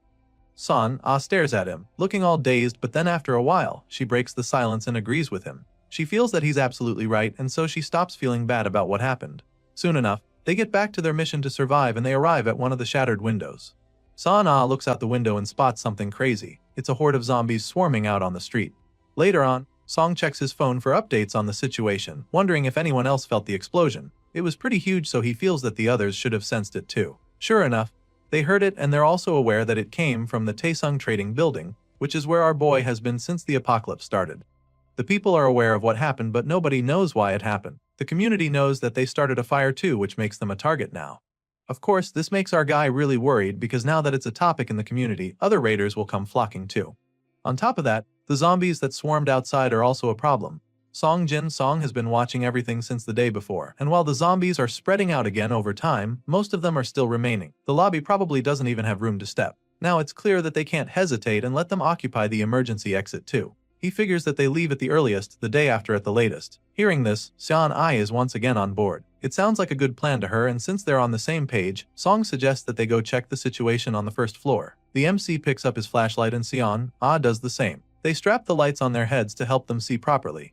After walking for a while, the lady stops all of a sudden because she hears a strange sound all of a sudden. By this time, they both hear a loud bang, and Song figures that it must be coming from upstairs. They stare at each other at this point, unsure of what is to come, but they have to check it out, so our brave hero takes the lead. He takes a peek and sees a zombie walking around in the room. This makes Son A begin to panic all of a sudden, so Song quickly shuts the door. She begins to freak out, fearing that Choi could be in there, but our guy knows that it's the guilt talking right now. So, he assures her that it's not possible for Choi to be there. His head was pierced through, so even if he got infected later, he would still die. Still, she can't get herself to calm down. She's afraid that one of the raiders got bitten on a lower floor, but Song assures her that it's not the case. If that was true, they probably would have turned into a zombie by the time they arrived. That being said, Song suggests that it's probably a survivor from the 3rd floor that went up to the 5th floor. It's either that, or something came in through the broken window on the 5th floor. Of course, the latter would be way too bad for them to deal with, so the two of them decide to assume that it's the former. Now that they have this idea, the MC suggests that they go back down to the 1st floor. The hero never imagined that the situation would get this bad. It's right to say the 1st floor has been completely overrun, so this makes him remember the security room where he spent some time. He wonders what the assistant manager Choi Jae-sung is doing. If he was in the security room, he would have heard and felt the explosion closer than anyone.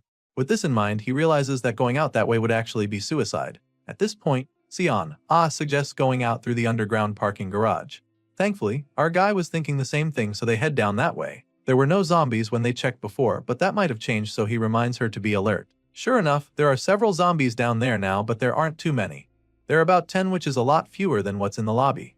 The place is filled with cars because everyone left their cars when the snowstorm started. The duo can use this to their advantage because there are plenty of cars they can use as cover. Besides that, the zombies might not even smell them either if they move quickly since it's underground. Just then, our guy notices a reflection in a mirror and asks Seon if she can make out what's in it. His eyesight isn't that good, so he can't see it properly. Seon can't see that much better than him, but she can see that the frequency of zombies on the other passage is similar to what they have on this side. This feedback is enough for our guy to make a decision, and so he suggests that they go up to the 7th floor for now. Later on, the two get some rest, and while they're waiting there, Seon talks about how much better it would be if they could just travel by car. Sadly, this might not work because the batteries in most of the cars would have died since they've been sitting in the cold for over 2 weeks. The car option isn't going to work, so she wishes that they could use bicycles. Sadly, there are none, so they'll just have to walk. Once that's out of the way, the two get back to planning their escape with a map. After they're done making plans, they try to get some rest, but the cold is absolutely freezing with a temperature of -35 degrees. Neither of them are able to sleep in these conditions, so after shivering violently for a while, Seon finally decides to break the silence. She asks Song if he's still awake, and he answers, even though it's obvious. Well, he's been tossing and turning all night, so she could tell that he hasn't been able to sleep. Besides the cold, she can sense that he's worried about something and feels that it's probably because he's been thinking about the person on the 1st floor. He's worried about Jae-sung and he admits it, so Seon tells him that he can go bring the guy if he wants. However, the MC doesn't take this offer because he knows that doing that could endanger their lives. Right now, she's his only ally in this apocalypse and he can't risk losing her. But then again, he just feels bad because Jae-sung seemed trustworthy. Hearing this, Seon admits that it's unfortunate that the person is someone he trusts. She reminds him that there will probably be more dangerous situations once they go outside, insinuating that they hold on to anyone they can trust. As soon as our guy hears this, he asks if she'd be okay if Jae-sung joined them, and she assures him that she doesn't mind. Hearing this, our guy gets on his feet like he's just made a decision and quickly picks up his phone. He tells her that he's going to use his phone for a while, so she can turn away if the screen is too bright. Seon doesn't mind, of course, so she gives him room to do so. Song opens his chat with Jae-sung and sends a message, asking the guy to meet up with him at the emergency exit on the 1st floor at 6 AM if he is planning to escape the building. The next day, which is 17 days since the apocalypse started, our boy and his partner get ready for the big move. It's 5:40 AM and Song is anxiously waiting to hear from Jae-sung. There's still no response from his fellow assistant manager. He's disappointed when he sees this, but Seon reminds him that they might be waiting for him at the emergency exit, urging him to go with him and stay positive. So, they too make their way down the building from the 5th floor to the 3rd, and finally to the 1st floor. By the time they get to the emergency exit, there's no one else there, which just confirms what Song has been worrying about. Still, they wait for a while, and 3 minutes after the appointed time, they're still not joined by anyone. Seon knows that this is important to him, so she asks if he'd like to wait a while longer. Of course he does, so they wait for 2 more minutes, and by the time it's 6:05 AM, there's still no one that comes around. Now at this point, it's time for our boy to make the difficult choice. By the time Songjin, Song, and Seon make it to the exit on the ground floor, it's pretty clear that no one else will be joining them. Our guy was really hoping that their other colleagues would see the message and come on time, but seeing that nobody else is there, there's nothing they can do about it. They just have to keep moving before the zombies get to them. Before setting off, they look out the glass door and notice a lone zombie wandering outside. This zombie wasn't there before, which means that it's just a matter of time before more appear. That being said, our guy suggests that they'll have to take it out immediately, but for that they'll need to go with Plan A. Back at the underground parking lot, we see the two stealthily trying to make their way past the zombies. Looking around, they can confirm that it's just like the community said. The zombies keep circling the same spots, and the ones who aren't moving this way are just standing still. While they're trying to be as quiet as possible behind a car, They suddenly come across one zombie standing right next to the vehicle. It only takes a single look at one another for them to know that they have to take it out. So, Song slowly stands up to make the move, but as soon as he takes a step toward the zombie, the noise comes out a lot louder than he hoped, and the undead monster instantly detects it. These zombies are already notorious for having insanely enhanced hearing abilities, so the sound gives his location away and the creature charges at him. This zombie in particular is pretty quick, but our guy sees the attack coming, and of course, he braces himself for it. Song grips his weapon tightly with a confident smirk on his face as the zombie comes towards him. But just when it looks like he's about to take on the monster, comes out of nowhere to strike the undead monster. She whacks the zombie in the head and mercilessly beats it to death. We're certain she killed it because a notification pops up, stating that Song's party member has just mined a coin. Our guy is also informed that this coin is now bound to the party leader, who just happens to be him. In other words, Song just gained another coin thanks to Son's wonderful fighting skills. As you'd expect, the MC is more than happy to see that the lady is more than capable of taking out a zombie, so he quietly commends her with a thumbs-up gesture. At the same time, is pretty proud of herself, especially after seeing how impressed Song is. She smiles at him with bright red cheeks, and they both continue their journey shortly after. They keep moving through the parking lot as quietly as they can, and it doesn't take too long before they finally make it outside. Once they're out there, they're instantly reminded of the endless snowstorm that's been going on for weeks now. The air is absolutely freezing, and even though they expected it to be very cold, they definitely didn't imagine it would be this bad. It's so unbearable that Song fears that they'll freeze to death if they even consider sleeping out there. Obviously, they can't stay out for much longer, so our guy suggests that they keep moving. Agrees with him, but insists that they head down to Cheonggyecheon before anywhere else. Our boy finds this to be a brilliant idea since it's safer for them. After all, zombies can't go up or down stairs. These two keep moving through the snowy, zombie-infested streets, determined to survive despite the incredibly harsh conditions. After a while, the hazardous elements start to get to them, and is the first to complain. As far as she's concerned, they're moving way slower than she expected, and she'd definitely like to pick up the pace. However, our guy reminds her that they don't have much of a choice. After all, moving slowly is way better than getting spotted by the zombies and having to fight them.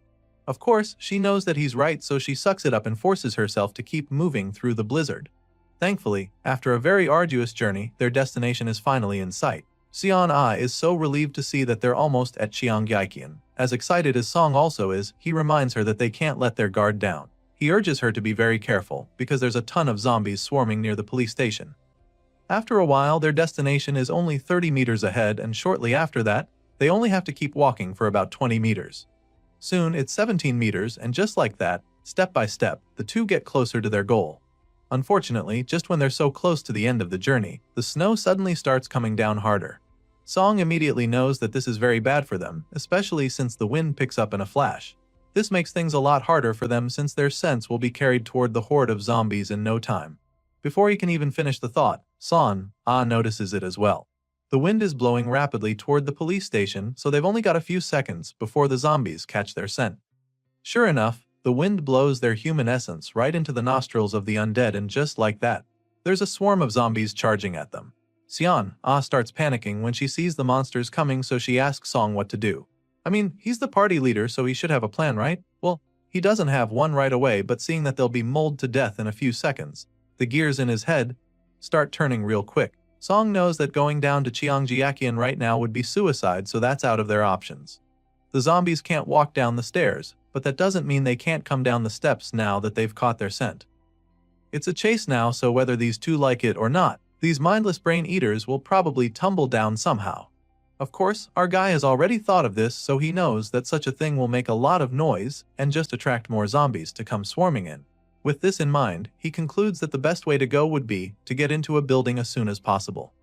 Right now, any building would be enough, but there's a major problem with that plan. You see, all the open entrances are already surrounded by the zombies, and if they try breaking into a locked building, the noise will only draw the undead creatures to them. Our guy is seriously brainstorming right now, but it's clear that he needs to speed it up if he doesn't want to be torn apart in seconds. points this out to him, stating that they have to do something and not just wait there like sitting ducks. In that moment, the MC is forced to make a decision, so without overthinking it, he decides that they head left. He looks over there, referring to the bus just sitting there. As soon as they see the opportunity, they run as fast as they can toward it. But that's when they're met with another challenge. The door is locked shut, and despite all their pushing and pulling, they're unable to open it. Gets frustrated and concludes that there is no point trying anymore. She considers breaking the glass window with her stick, but of course, that's not a very good idea, so our guy tells her to wait a second. He looks through the window and notices that the key is still in the ignition. As you can imagine, this is enough motivation to keep trying, so he shoves the metal part of his weapon in between the door and finally gets it open. Goes in first, and by the time Song looks to the side, he sees that the zombies are merely a few feet away from getting to him. Thankfully, he gets into the bus before they can reach him, and then uses his stick to keep the door shut. Of course, he knows that this is just a temporary fix, so he gets right to work, trying to figure out how to start the bus. He knows that it's only a matter of time before the zombies get in, and confirms his fear by telling him just how close the brain eaters are. He tries to start the engine, but it doesn't work at first, and it's looking like they're finally going to be sitting ducks. The stick holding the door will definitely not stay there for long, so he suggests that they try blocking the entrance before the zombies get to them. Meanwhile, they're both still praying for the engine to start, and after a couple tries, the bus finally starts. Sadly, this joy is short-lived because the engine just goes off once again, leaving our guy extremely frustrated. Song tries again, but by this time, it's already too late because the zombies are right outside the door. Stands there to stay on guard, and for good reason, because the glass door alone is definitely not enough to keep the vicious zombies outside. The first one smashes through the door, desperately trying to get to them, but she just stabs it with her spear and sends it right back outside.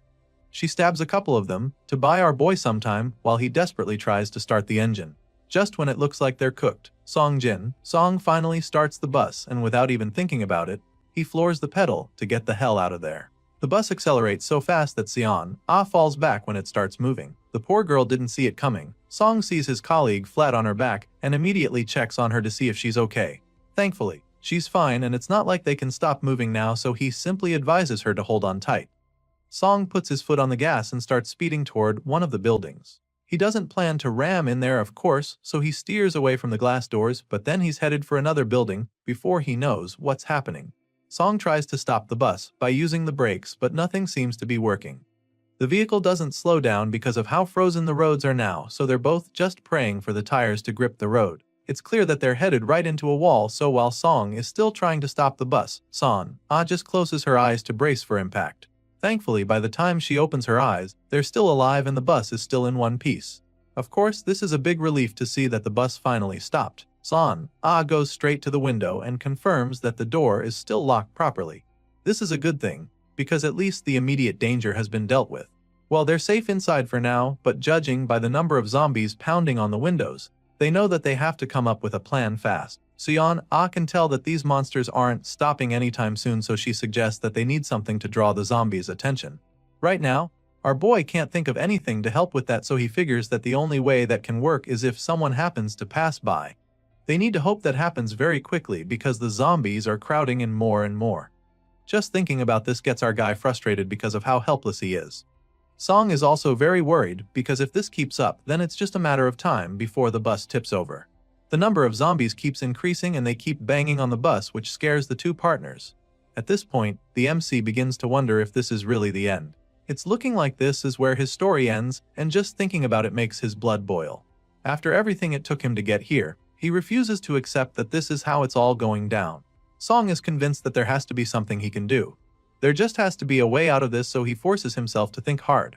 While he's busy brainstorming, calls his attention to something else. All of a sudden, some metal poles and other stuff fall down on the other side of the road, and the noise is so loud that it attracts the zombies. Almost all the mindless brain eaters run toward the noise, and this buys the MC and his partner some time. Sighs in relief, knowing that it was definitely a close call, but as much as they're probably thanking their stars, our boy is still really curious as to what caused the noise. He looks out the window trying to figure out what happened, and he notices that there are still a few zombies lurking around. Hearing this, assures him that the others will go away too soon enough, and that's when he asks her if she saw where those metal objects came from. Apparently, she saw it happen, so she tells him that it was from the second or third floor.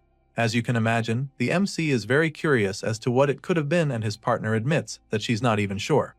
From all indications, she's convinced that it might have been another survivor who still has a bit of humanity left in them.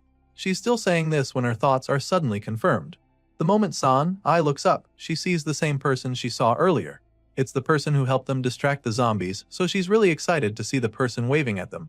Song sees his partner waving back against this person, so his curiosity is piqued. He gets up, squinting his eyes to see who the person is. From the long hair, he figures that it's probably a woman, and that's when San notices that the person is holding binoculars too. Apparently, our boy didn't notice this before, so he's pretty taken aback. Anyway, San proceeds to show her gratitude by typing a thank you message in her phone and showing it to the other survivor. Sure enough, the lady with the binoculars is able to read the message clearly, and after that little exchange, San notices that the lady just gave them a thumbs up. As for our boy, he's just glad to see that there's still some humanity left in people after all. His partner is also relieved to see this because it would be too sad if all the living humans were just raiders. Clearly, Song feels the same way, and he's so grateful that he wishes he could give the lady some of their instant noodles as a show of appreciation. Well, he quickly learns that they don't even have any noodles anymore, because San quickly reminds him that they're all out. Bro forgot that he had already eaten all of his rations before now. They both joke about their lack of food, and after sharing a good laugh, San asks if he thinks that there'd be ramen in the distribution warehouse. At least that's what she thinks. Song is convinced that there should actually be food there, so he suggests that the first thing they do when they get there is to eat some ramen, and of course, San is all for that idea.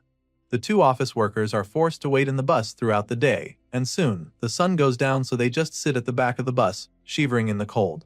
Song notices that San is feeling unwell, so he checks up on her, but she's surprised that he's even still awake.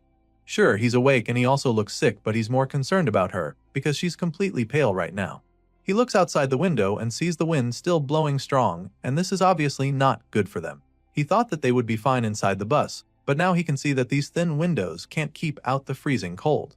Later on, San wakes up again and he realizes that the cold woke her up. He's definitely worried about her, but she keeps assuring him that she'll be fine. Song takes her hand and realizes that her body is absolutely freezing. Her lips are blue and she's been shivering non-stop since earlier. It's not like he's doing any better though, but he's just worried about her. Song can see the confusion on her face, so he tries to explain to her why they need to warm up. If they don't do that, then they won't be able to move properly. Sure, she gets what he's trying to say, but besides starting a fire, she can't think of any other way for them to warm themselves. After hearing this, our guy goes quiet for a while as the gears in his head start turning again. He brainstorms for a few seconds and then finally decides that they have to light a fire. As you can imagine, this idea sounds strange to her because they're literally inside a vehicle. She can't believe that he's even serious for suggesting that they start a fire inside the bus because they'll literally suffocate for sure. Well, Song already knows that this is a possibility, so he explains that this is why they need a vent for the smoke. Song knows that it will be too loud if they break a window, and of course, that will just attract the zombies to them again. Just then, they both look up at the ceiling and have the same idea. They see the hatch up there, so San immediately shoves her stick to see if she can create an opening. Thankfully, it works, so Song suggests making a few more holes. Shortly after that, we see that the two actually made a fire inside the bus, and their little gimmick with the holes in the ceiling works as some kind of chimney. While warming themselves by the flames, San suddenly shows him something on her phone. Apparently, it's a post that went up earlier that morning, and she has a feeling that it might just be about them. The post talks about two survivors, a man and a woman who escaped Seoul by bus. He also sees a message that's allegedly from the people who helped them distract the zombies earlier. After reading the message, Song definitely feels that it's about them, but he's not sure yet, so he figures that they try confirming. He picks up the phone and asks the others to tell them which building they're in. Sure enough, they respond, revealing that it's the officetal building, stating that there's a convenience store on the first floor. In order to confirm that they're on the same page, the other survivors ask them which car is parked right in front of the convenience store. San immediately goes to take a look and confirms that it's a white Sonata. Our guy passes on the message and the people on the other side reveal that he's correct. Now that they're all sure who they're talking to, Song thanks them again for helping them out with their zombie situation. And then, the others respond by asking if they can join the duo on the bus. Seeing this, Song shows Sion the message and asks her what she thinks. The scene shifts and the story continues the next morning. On the chat, a message came in that morning from a guy who woke up, and as soon as he opened his window, he was shocked to see a zombie crawling up the wall. As you'd expect, he freaked out and started throwing everything he had at it, hitting it in the head until it fell back down. Other users see this message and of course, they're shocked because they didn't know that the zombies have now somehow evolved into doing parkour. I mean, it literally sounds like mutant zombies are coming onto the scene now. The guy who dropped the message responds, claiming that the zombie looked oddly familiar, and so he checked only to find out that it was the manager of the indoor climbing gym next door. At this point, it's clear to them that there are zombies that retain their skills from before they turned. Meanwhile, back with our guy and his partner at exactly 8:56 am, Song suggests that they start preparing and Seon Ah agrees with him. Before heading out, she asks him what he thought of that post they saw earlier on the chat about the mutant zombies. He claims that he actually expected that something like that would be the case, but Seon Ah is surprised to hear this. She wonders how he knew, so he reminds her of the explosion that shattered the windows back when they were on the 5th floor where manager Choi died. Seon Ah realizes that the zombies that got up there probably made it there by climbing the walls. Anyway, they come out of the bus back into the road where the zombies are still roaming all over. Of course, they don't want to be out here too long, so they keep hoping that the other survivors will join them soon. Thankfully, at exactly 900 am, someone steps out of the building and starts walking toward them. She's got a friendly smile on her face, so Seon Ah figures that it must be the lady that helped them out the day before. For someone who's been trapped in this apocalypse, the woman looks really good, so Seon Ah can't help but feel jealous, especially when she sees the padded jacket she's wearing. Song sees it as well and begins to think that they should also get some winter clothes like that. His partner feels that this lady must be so kind and she can't wait to team up and become a trio. Unfortunately, her hopes are instantly dashed when a zombie flies out of nowhere and bites the new girl in the neck. It happens so fast that they can't even believe it. Even the girl is too stunned to move, and while the others are watching in horror, the zombie proceeds to feast on her. It's truly a gruesome sight, but they can't even gasp or scream in horror, because that would just make them the next item on the menu. To make matters worse, the potent smell of blood fills the air immediately, so Song knows that it's just a matter of seconds before the other zombies swarm the place. He covers his mouth to stop himself from making a sound, and even though he feels bad for the new girl, staying here just puts them at risk, so he decides that they get the hell out of there. He starts walking away, but Seon Ah doesn't move a muscle. He realizes that she's not following him, so he turns around to call her, and that's when he sees that she's still in a daze. She keeps staring at the poor girl getting devoured by the zombie, so he pulls her arm to get her attention. Thankfully, she finally spans out of the trance and urges her to move on despite what just happened. After all, it's the only thing they can do if they want to survive. Eventually, Seon Ah comes around, and from the look on her face, you can tell that she's probably never going to be the same after what she just witnessed. The both of them continue their journey and eventually make it to the subway. Of course, it's very dark down there, so Song just stands at the top of the stairs to consider their options for a second. While looking down the dark stairway, Seon Ah asks if this is really the right way to go. Well, it's not like our guy can know for sure. However, what he does know is that the surface is too risky, and there are too many variables up there. But then again, there's a possibility that all the people who were on the trains and the station got infected after the apocalypse started. There's a chance that they'd be walking into a zombie-infested death trap, so our guy is hesitant to go down. He's still brainstorming when all of a sudden, the wind picks up again. Seon Ah notices immediately, so she calls out to him, but he already knows. He's also aware that it's never a good thing when that happens, so he ultimately decides that they head down to the subway. They turn on their flashlights and make it down the stairs, but after walking for a while, they don't come across any zombies. Seon Ah is surprised to see this because she was probably expecting the place to be swarming with the undead brain eaters. Either way, our guy is not exactly relieved because, zombies or not, all that's left are corpses, which is not a good sign. Seeing all the dead bodies, Seon Ah figures that they were trampled by a crowd or something. The corpses aren't that many, which catches Song's attention. He surmises that the ones who died were probably stuck in the subway and couldn't escape. He's still investigating the scene when his partner taps him on the shoulder from behind to get his attention. He turns around with an anxious look on his face, and that's when she shows him a convenience store. A big smile creeps up on his face when he sees it because he feels that they just hit the jackpot or something. They both enter the place, eager to get some supplies and, more importantly, food. However, that smile is quickly wiped off his face because as soon as they enter the place, they find that it's completely empty. All of a sudden, he's starting to see exactly why there weren't any zombies around. It's looking really hopeless right now, but Seon Ah still feels that they can salvage something out of the place. She noticed the leftover soda cans were smashed, so she thinks that it's a sign and suggests that they check the storage room for some stuff. They get into the room and, surprisingly, there's actually a few cans of beer sitting on the shelf. As you can imagine, our boy is so excited to finally get his hands on some booze for the first time in weeks. Maybe he did hit the jackpot after all. Anyway, from the look of things, someone probably left these behind on purpose, so he doesn't think they should take everything. Song asks Seon if they should just take a can or two, and the lady just nods in agreement. Shortly after that, they make their way out of the store and back to the subway. Song was able to get something he was craving, but that's not exactly the case for Sion. She really hoped that the clothing stores would have something for them, but they were looted till nothing was left. When she says this, Song admits that he was also hoping to get a few things from the store too. I mean, their biggest issue right now is surviving the freezing cold, so San really wanted some winter clothes. I mean, it's still only summer and she knew that there'd be mostly summer clothes, but she didn't even expect that every single piece of clothing would be gone. While the clothing store was empty, Song noticed that the phone store just next door wasn't even touched. Well, that makes sense since only a few survivors even know that there's a way to communicate anymore. Soon, they get to the tracks and it becomes pretty clear that they'll have to walk a lot more than they thought. Trains aren't working anymore and Sion believes that they would have to walk about 20 kilometers. As soon as Song hears this, he starts moving, but before he can march ahead of her, she pulls him back to show him something weird that she saw earlier. It was so weird that she took a photo. Sion takes out her phone and shows him the picture in her gallery. It appears to be some kind of note left behind by someone. The writer claims that they expected chaos to come, but not like this. That it's far beyond anything they imagined, and that they're scared now, not sure what to do or where to go because they can't find their way. After reading this note, our boy immediately gets the feeling that whoever wrote the note is somehow responsible for the apocalypse.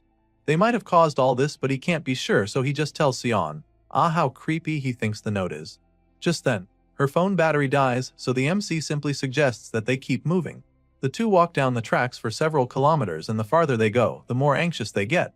It's so clean along the tracks that it's unsettling, and Sion feels the same way. She thought that there would be bats or animals at least, but there's no sign of anything.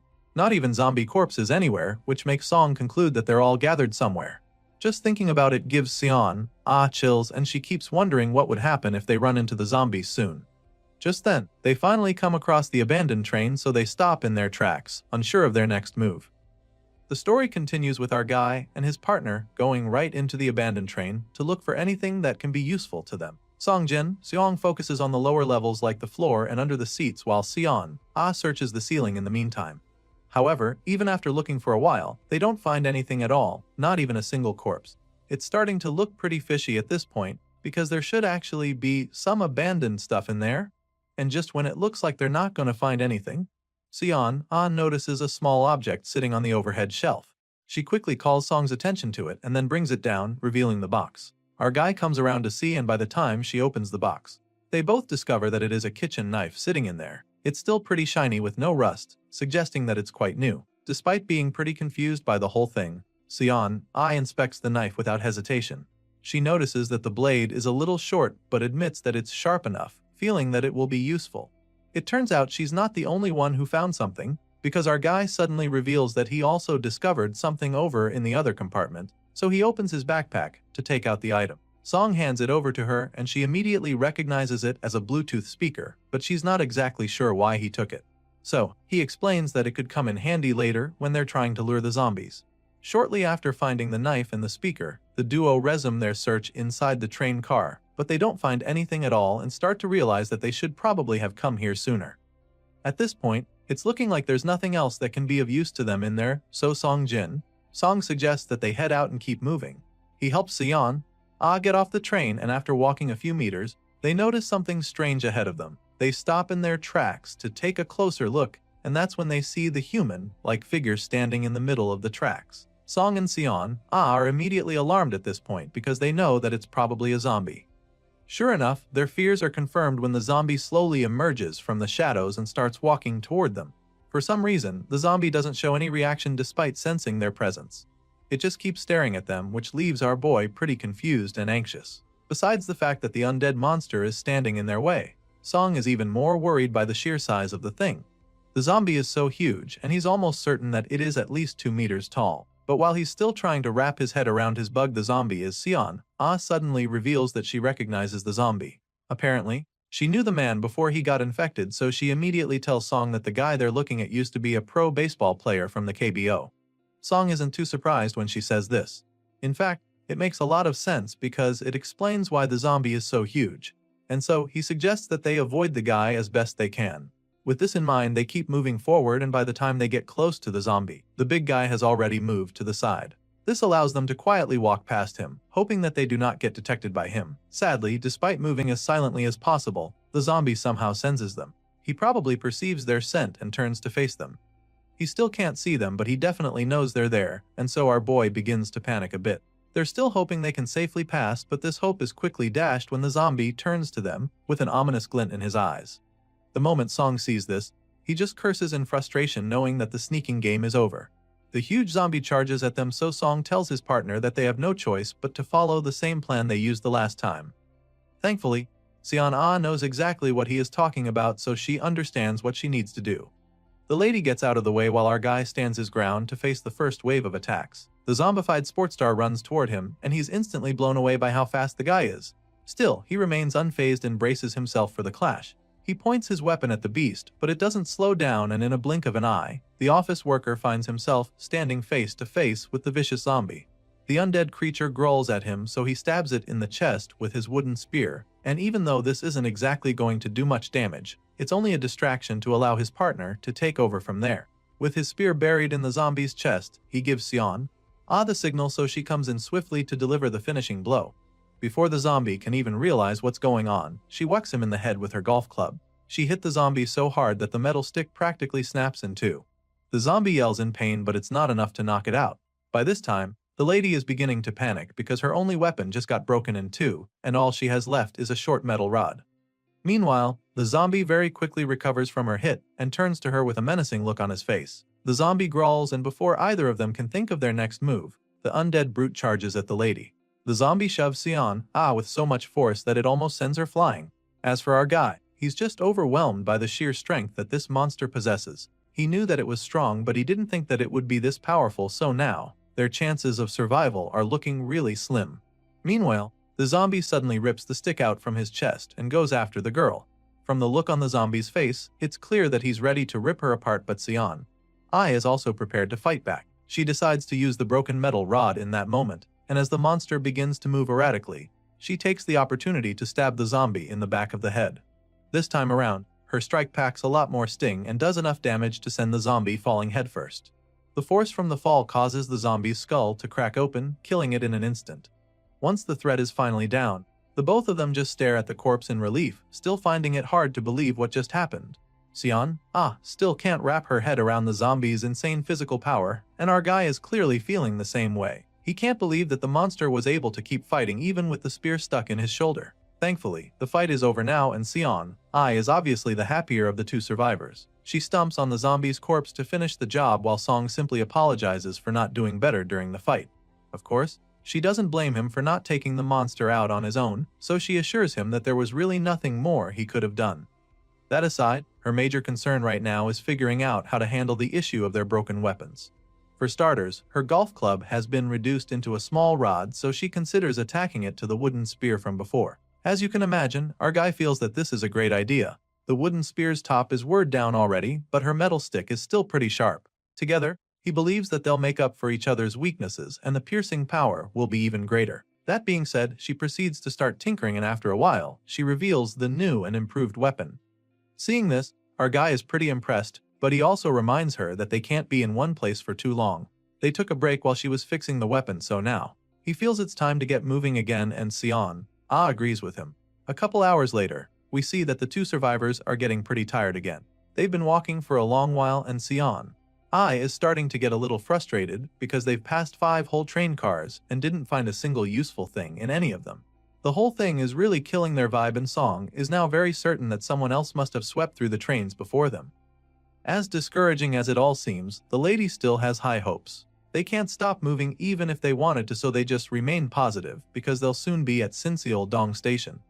Just as she says this, they both hear a loud bang erupt from the darkness ahead of them. It's clearly an explosion, but the MC can't even begin to imagine what could have caused it. All he knows for sure is that they shouldn't head that way. And so, without thinking too much about it, he grabs Seon Ah's hand and urges her to run the other way as fast as she can. The two run away from the explosion, and after a while, when it feels like they're safe, they stop to catch their breaths. They're both panting in exhaustion, and that's when Sion finally asks him what he thinks that was back there. But before she can even say another word, he tells her to be quiet. Currently, they're hiding in one of the abandoned train cars, and the last thing Song wants is for them to draw any attention to themselves. He looks out the window to check what's going on there, and he's instantly startled by what he sees. All of a sudden, there's a lot of noise outside, and after taking another look, Song confirms that there's something bad charging towards them. It turns out that there's a very ferocious horde of zombies heading their way, and just looking at it is overwhelming. Son takes a look as well and immediately starts panicking, wondering if it's wiser to fight or run from the zombies. Of course, Song understands their current situation very well, so he knows that they can't take on that many zombies head-on, so he tells his partner to just hold on for the meantime. In a matter of seconds, the zombies are right behind the train, and then they slow down all of a sudden like they just sensed something. Our boy braces himself just in case they decide to attack, but then the zombies just run past the train once again. At this point, it looks like they're off the hook, but they can't be sure, so Song urges San to keep her guard up. As far as he's concerned, that wasn't the end back there. Sure, the first wave of zombies passed, and it looked like they were good for a while. But just as our guy suspected, there were a lot more zombies to come. They look out the window and see another horde heading toward them. The number of zombies is just overwhelming, and they're not even sure what to do at this point. Now, the office worker is torn between going toward the station and going back.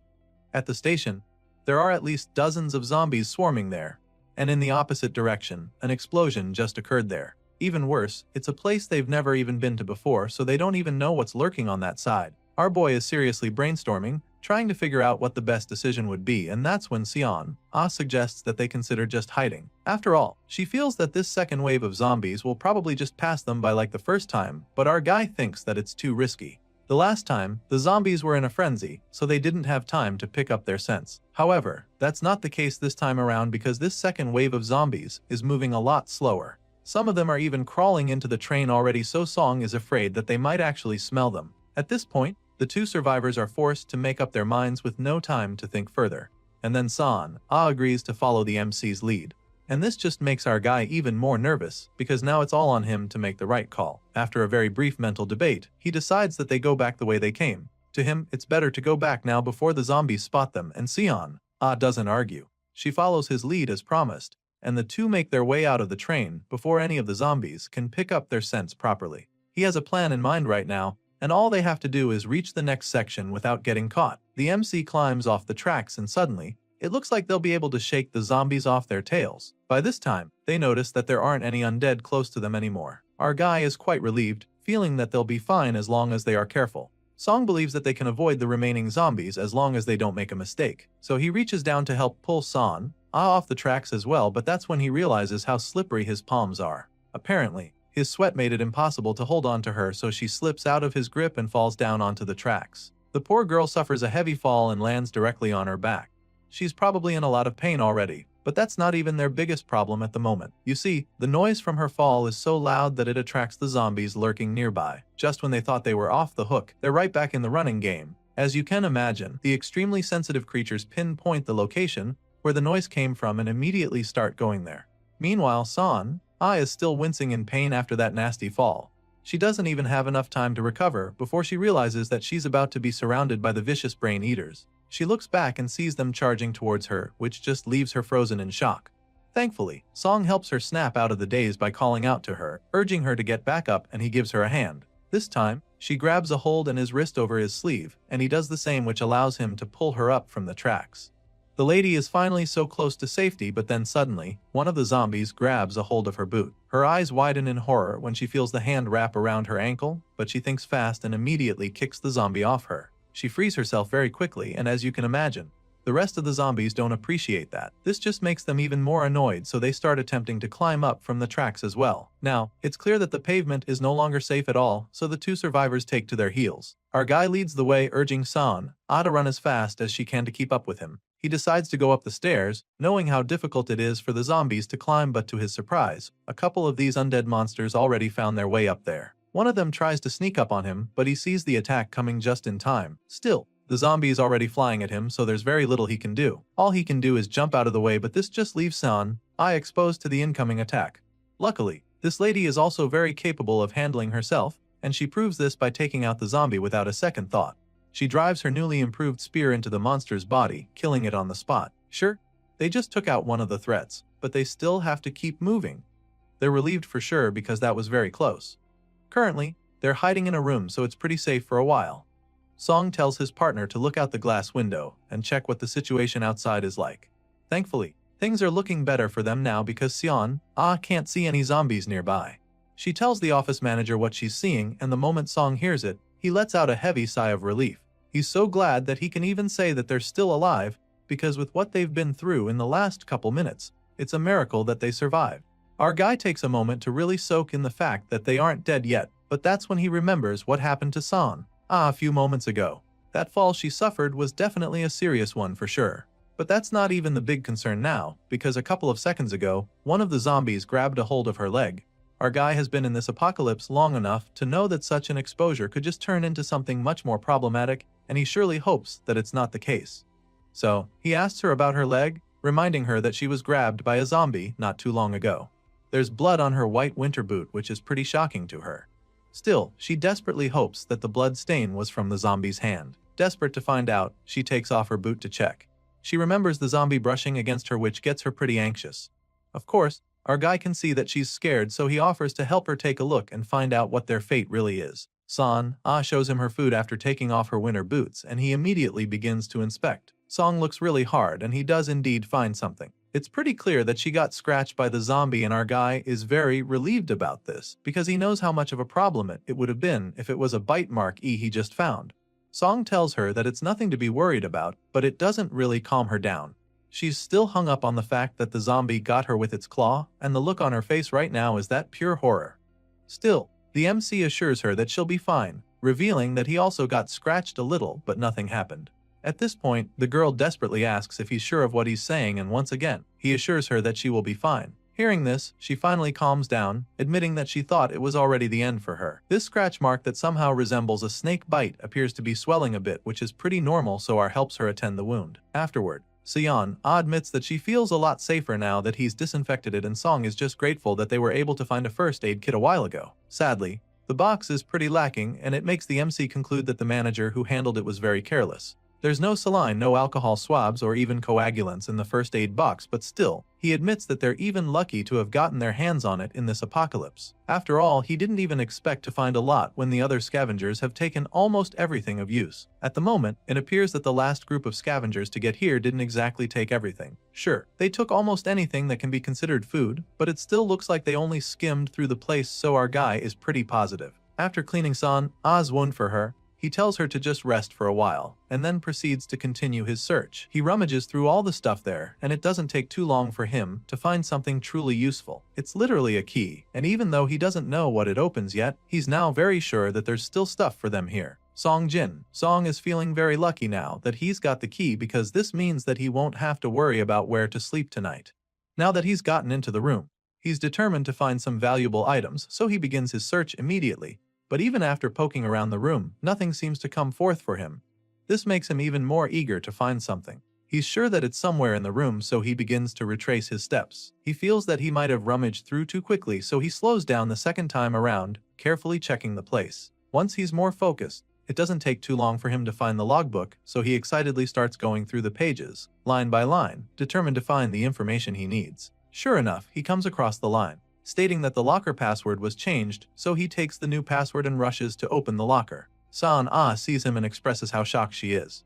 She didn't realize that he knew what he was doing the whole time, but now, it's pretty obvious. She's so curious as to how he knew to look for the logbook, so that's when he turns to inform her that he actually used to work in the subway. It turns out that it was during his time here that he learned that they always jot down the safe codes in the logbook. Well, now that he's gotten into the locker, Sion is wondering if there's something special inside the safe. In response, Song admits that he doesn't know for sure. All he knows is that the safe is mostly just for keys used inside the station. However, the main thing he believes can be of use to them is still sitting in a box in the safe. So, he takes out the box and reveals the gun sitting inside. The MC explains that this is actually a gas gun, and he knows this because subway stations always keep firearms in storage. Still, the lady can't understand why something like that would be in a train station. So, Song explains that station staff need to be prepared in the case of a robbery or an attack because they collect cash every morning. He gives her the box to keep after explaining this, but she feels that he should be the one to hold on to it. Besides, she's never even touched a gun, so she doesn't think she would know how to use it when it matters the most. Our guy agrees with her and keeps the gun instead. Since she can't hold the gun, he informs her about the key he found earlier. She asks him what it's for, so he tells her that he thinks it is the key to the station staff room. The two rush over to the staff room to try the key, and they immediately beat the clock as the door opens. The two smile at each other in excitement before going inside, and the first thing our guy notices is the size of the place. It's about 16 to 20 square meters, which is even worse than the place where he worked before. While looking around, they're shocked to see a pale figure sitting in the corner. They're startled at first, but upon closer inspection, they confirm that the guy froze to death already. The guy doesn't look like he was infected. He probably died of starvation, so San proceeds to politely take his clothes off him. They get out all the blankets and pillows they can find, and for the first time in weeks, they can enjoy a good night's sleep. San is really liking this, so she suggests taking the blanket along even if they leave here. But Song isn't sure if they can move with that kind of weight. Well, she doesn't agree with him. She feels they can take the blanket since their food bags are almost empty anyway. At this point, they're finally on the same page, so the office worker agrees with her idea. The bed is surely very comfortable, and it's just a matter of time before they fall asleep. They've been running around all day, so Song encourages her to get some rest. Later that night, while our guy is keeping watch, he checks the floating shop for some items. The food they have left can only last for the next 2 days, so they have to get to the warehouse before then. At this rate, getting there shouldn't be a problem if nothing major happens. At the moment, he's got his eyes on some winter clothes that cost 3 coins. It's getting colder by the day, and even though being underground helps for the meantime, they'll still have to go back to the surface eventually. The situation underground is gradually getting worse too, and if things go wrong they'll need to cover more ground, so he's really considering the winter gear. Currently, he can afford sets for him and his partner, but he's not sure if spending that much on clothes is the wisest choice. After much deliberation, it looks like he is about to click the button, but he stops midway. He ultimately decides that they're fine for now, so he postpones this difficult choice he has to make. Still, there are a couple things he can't ignore much longer. There seems to be an update on the floating window which piques his curiosity. He taps on it and is instantly intrigued by what he sees.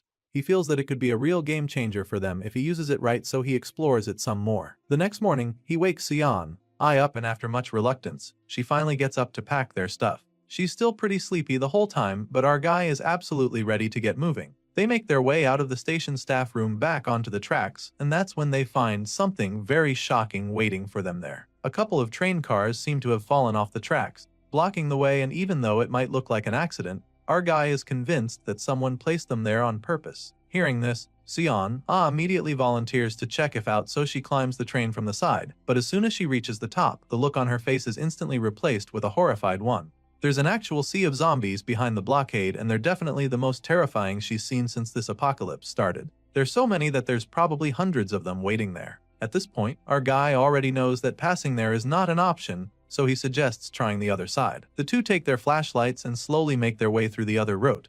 The path with the swarm of zombies is the only subway line connecting to their destination, so Sion really doesn't know what they're going to do now. Our guy is also really stressed out by this option, but he has to make the call, and right now, the only option they have is to go up to the surface.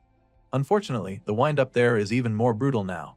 Still, they can't hesitate because there's no telling when that sea of zombies will break through the blockade. Well, going up is just as risky because their sense will give them away for sure. That being said, Sion feels that they need to mask their sense somehow, but Song is not seeing the likelihood of that happening. I mean, it's not like they can take showers, so he suggests going back to check if they missed something out on the tracks. Once again, Son goes out to check, and he uses the opportunity to check the floating window again. He opens that new feature he discovered earlier. It's called Explorer, and it allows the purchase of hidden items not listed on the shop. If the item doesn't exist on the list, the scanner is not consumed, but if it does, the scanner is used up even if not purchased. Seeing this, our guy realizes that he'll be risking 1 coin just to use the Explorer. So now, the big question is if he's willing to take that gamble. The story continues from the moment the MC decides to check out the Explorer feature of the mysterious shopping system. A page pops up, explaining exactly how it works. Basically, the Explorer is a feature that allows the user to purchase hidden items that do not usually appear in the shop list. If the item doesn't exist in the list, then the Explorer won't be consumed. But if it does exist, then the Explorer will be consumed even if the user doesn't purchase.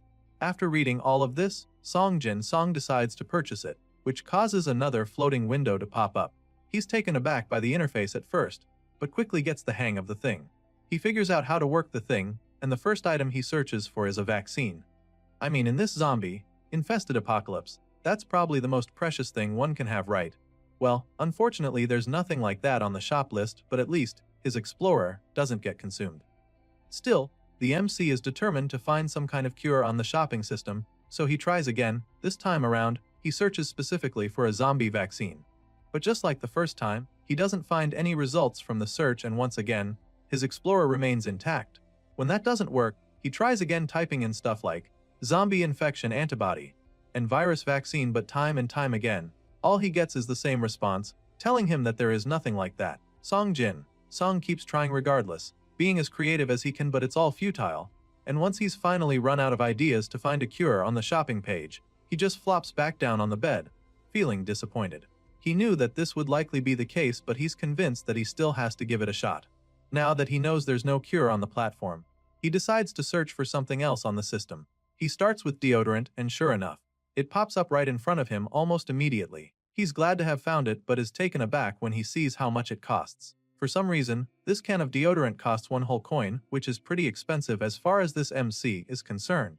He doesn't get why it costs so much, because he knows that they will need more than one. It's pretty obvious by now that their human scents have been causing problems for them with the hypersensitive zombies, so now Song is hoping to mask it with deodorant. It's roughly 11 kilometers to Dong, which is their next destination, so in order to avoid these zombies in the cold, he estimates that it will take at least 4 hours to get there. Based on this calculation, the office worker figures that he and his partner will need at least 3 cans of deodorant each.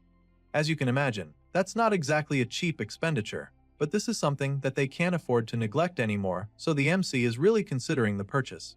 However, when he checks to see that he only owns 7 coins, he begins to have second thoughts about the matter. It's pretty disappointing for him when he sees this, because he was really hoping that he had gathered enough coins after all the zombies they've been slaying along the way. Well, to some people, getting the deodorant might not longer be a good idea, knowing that they'd be using practically everything they have, but it's clear that Song desperately needs them, so he begrudgingly clicks on the button to buy them. It's definitely not an easy decision, and it almost looks like he's about to cry when he clicks on buy, but he does it anyway, leaving him with only 1 coin left afterward. A few moments later, he goes to meet Sion, with the sprays, and as you'd expect, she has a couple questions. For starters, she'd like to know where he found them, but just like before, the MC isn't ready to tell her about the shopping system, so he lies to her, claiming that he found it at the platform inside a bag. Well, the lady has no reason not to believe him, so she buys the story, feeling all excited about it because she knows how useful these cans of deodorant will be during their journey. Still, she's not completely sure that these alone will be effective enough to keep the zombies off the zombies. Sure, it would mask their human scents, but Sion, I can't help but wonder if that will do the trick. In response, our guy simply suggests that they try it out first and see what happens. As far as Song is concerned, that's all they can do, and if it doesn't seem right, then they can always come back and strategize. The MC explains this to his partner, and she's all for it, so they begin to cover themselves with the deodorants. They help each other spray their bodies and other stuff like their bags to really hide the scent. After spending some time doing all that, Song asks his partner if she's ready to get a move on. Claims that she is, so the 2 office workers head back out onto the freezing subway. They begin their journey, and after walking for a while, they reach the signpost telling them exactly how far their destination is. It's definitely not an easy walk, because not only is the freezing weather making it difficult to breathe, but the snow has piled up so high that walking is equally a hard task. The MC huffs and puffs with each step, and suddenly gets the feeling that they might encounter zombies soon, so he suggests that they pace themselves. Of course, Sion agrees with this idea, so they both pick up the pace, but shortly after that, the wind speeds get higher, making it almost impossible for them to see anything ahead of them. Usually, this would be the time when they begin to panic, knowing that it's just a matter of time before nearby zombies catch their scents. They've been in that situation more times than they would like to do, even though they're wearing a heavy amount of deodorant right now. The lady can't help but panic when she spots a zombie lurking around. At first, she's pretty nervous, but then after a while, the zombie still doesn't sense them around despite the wind trying to rat them out. At this point, they're a lot more relaxed but also curious, wondering if the deodorant is actually working or if something is wrong with this zombie in particular.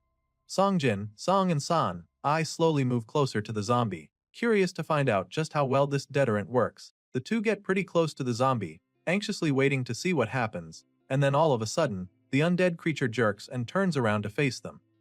The MC is alarmed by this, but he stands his ground, especially since this zombie doesn't seem to know exactly where they are yet. At the moment, he's not sure if they've been caught, so he remains brave as he grips his weapon tightly in case he needs to use it. However, this zombie just keeps turning around in confusion without actually figuring out where they are. It's like it knows something is there, but unlike before, it can't make out where or what it is. After watching the confused creature turn in circles for a while, the MC decides that it's time to get a move on. Clearly, this zombie couldn't get them despite being a few feet away, so it's starting to look like his genius plan is working. Ai is really excited about this, so she tells him, and he just suggests that they keep going with this momentum. Now, they're sure that the deodorant can actually make them invisible to the zombies, so all they have to do is make the best use of this hack.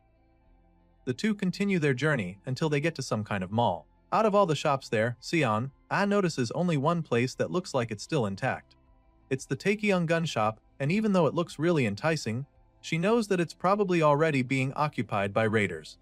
And if that's not the case, then the gun shop owner might be the one in there, guarding the place from zombies or plunderers. Our guy agrees with her on this, confirming that the shop is most likely loaded with guns and gunpowder. With the right kind of defense, that place is a no-go area for zombies and raiders, and since he knows this already, he decides that they save the gun shop for next time. After all, whoever is in there is probably heavily armed. They keep moving forward, and then they suddenly get to another place that's familiar to the MC. It's a popular coffee shop and diner that Song recognizes, so he immediately knows that they've finally arrived at Soyu Station. Ai knows the place as well, so they both take a moment to stare at the station. The MC was actually hoping that they would have reached Yudong by now, so seeing that they're still a couple kilometers away from their destination, he's not exactly satisfied. Still, this is a pretty good milestone in the entire journey, so he suggests that they start looking for a place nearby to spend the night. Ai is probably tired of walking too, so she's okay with this plan. She offers to check the right side of the station and asks Song to check the other side. The two split up to begin searching for a good place to rest, and our guy immediately realizes that there aren't many places that haven't been broken into. Most of the windows they come across have been shattered and broken into, which isn't a good sign, because it could have either been done by zombies or plunderers. These two aren't exactly hoping to run into either of them, so they keep searching, hoping to find a place that looks somewhat secure at least.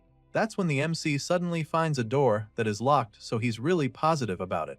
But then he takes a closer look through the glass and sees a couple shadows standing inside the place, so he immediately changes his mind. His hopes are dashed in an instant as he realizes that the place won't work.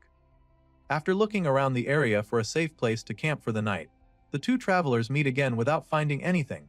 Song asks the shivering lady what she saw, but she just shakes her head, suggesting that her luck was as bad as his. At this point, the two decide to keep moving together again, hoping to actually find something that could work if they search together. It gets a little frustrating, after a while, because it's clear that this is harder than they thought it would be. Song is getting quite anxious because they need to find a place quickly.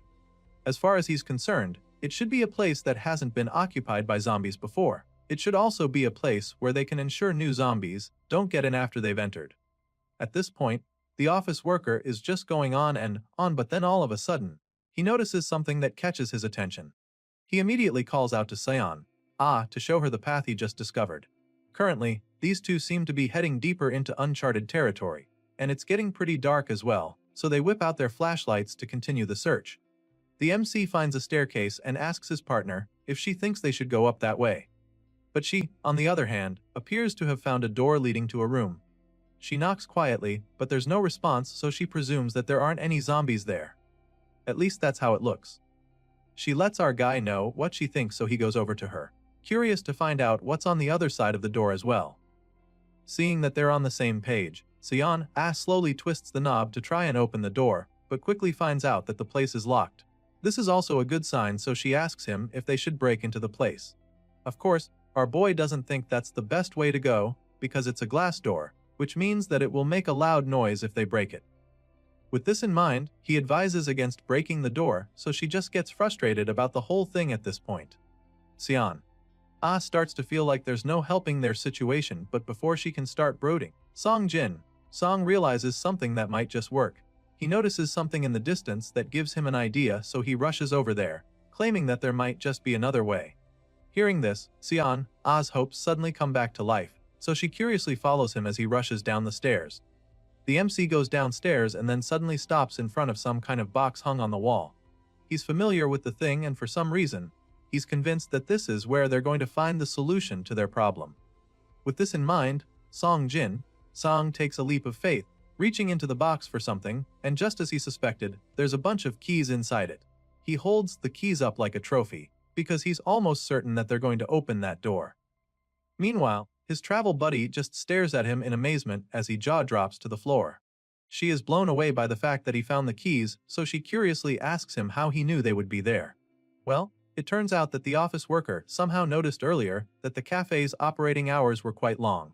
And so, he figures that this means the place is divided into opening and closing shifts. And knowing that key problems happen often with that arrangement, it was a no-brainer for him since shops like that frequently hide spare keys nearby for emergency situations. The MC explains all of this while using the key to open the door, and thankfully, it works perfectly. As soon as they enter the room, the first thing that Sion notices are the bags of flour lined up on the ground, which leaves her stunned.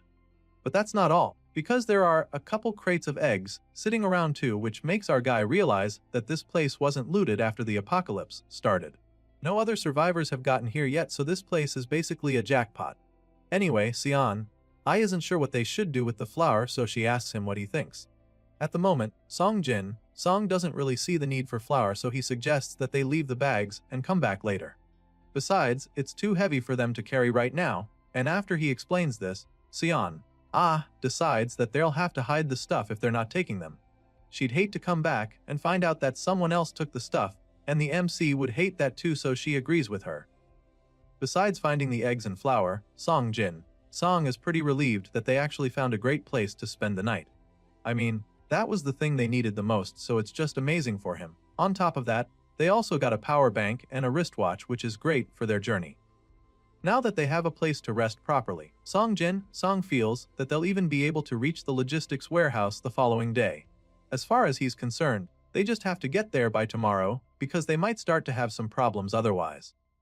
The hero explains this to his partner, revealing that they only have 4 chocolate bars left for food. As much as she's all about moving forward and staying alive, Sion still feels reluctant about going to the warehouse because she knows that there might be previous customers at the place who have also been turned into zombies, just like at the gun shop.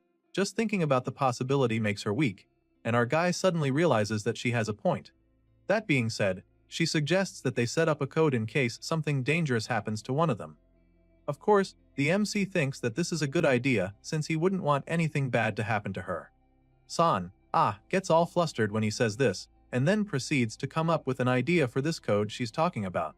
Sion quickly comes up with the secret code that they'll use, suggesting that they should just speak normally if they're threatened with a gun or a ranged weapon. Song seems to find the whole thing exciting, so he comes up with one as well, claiming that they should use polite speech to interact if there's a Millie in the picture. They're starting to have fun coming up with this stuff, so San thinks of another code. She decides that she'll just say Appa if she can handle the number of enemies in her way.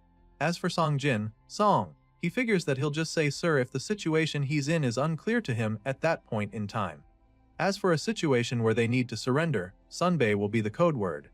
The two partners go on like this for a while, coming up with different hidden messages that they can use, and after some time, they finally have enough.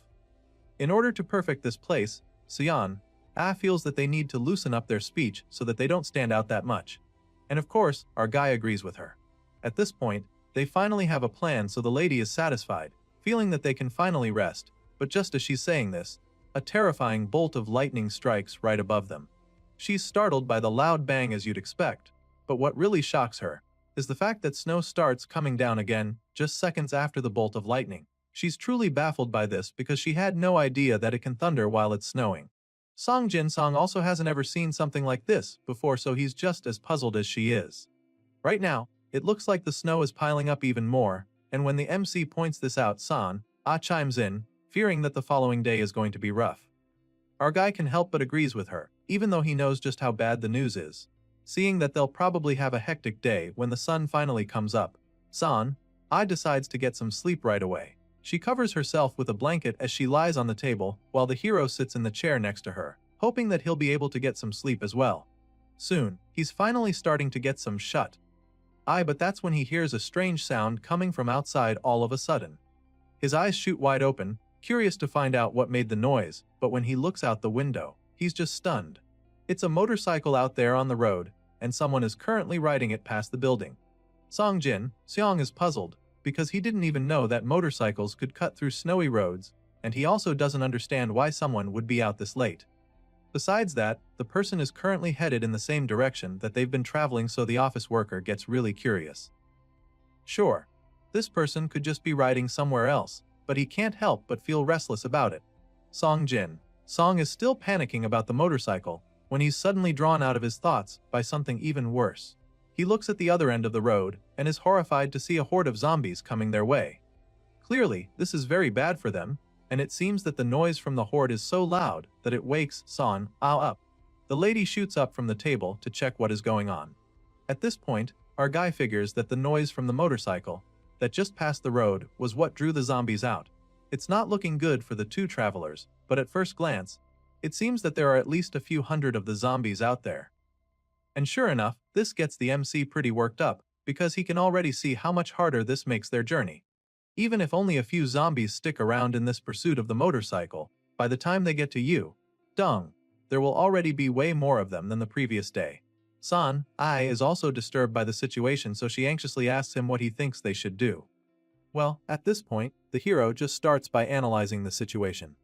From the look of things, he presumes that the motorcycle must have stumbled into a zombie horde and fled. But if that's not the case, then his guess is that this rider is deliberately leading the zombies somewhere. If this is true, then it means that Song and his partner could get caught up in whatever mysterious plan that the person is up to. Surely, they wouldn't want to get mixed up with a plan they don't understand and get trapped with the zombies. But then again, Seon also reminds the MC that they can't just wait for the zombies to scatter naturally when they're pretty much out of food already. Once again, she's making a lot of sense and the office worker agrees with her. Besides the fact that they have no food left, he also knows that they have about 3.5 kilometers left to their destination.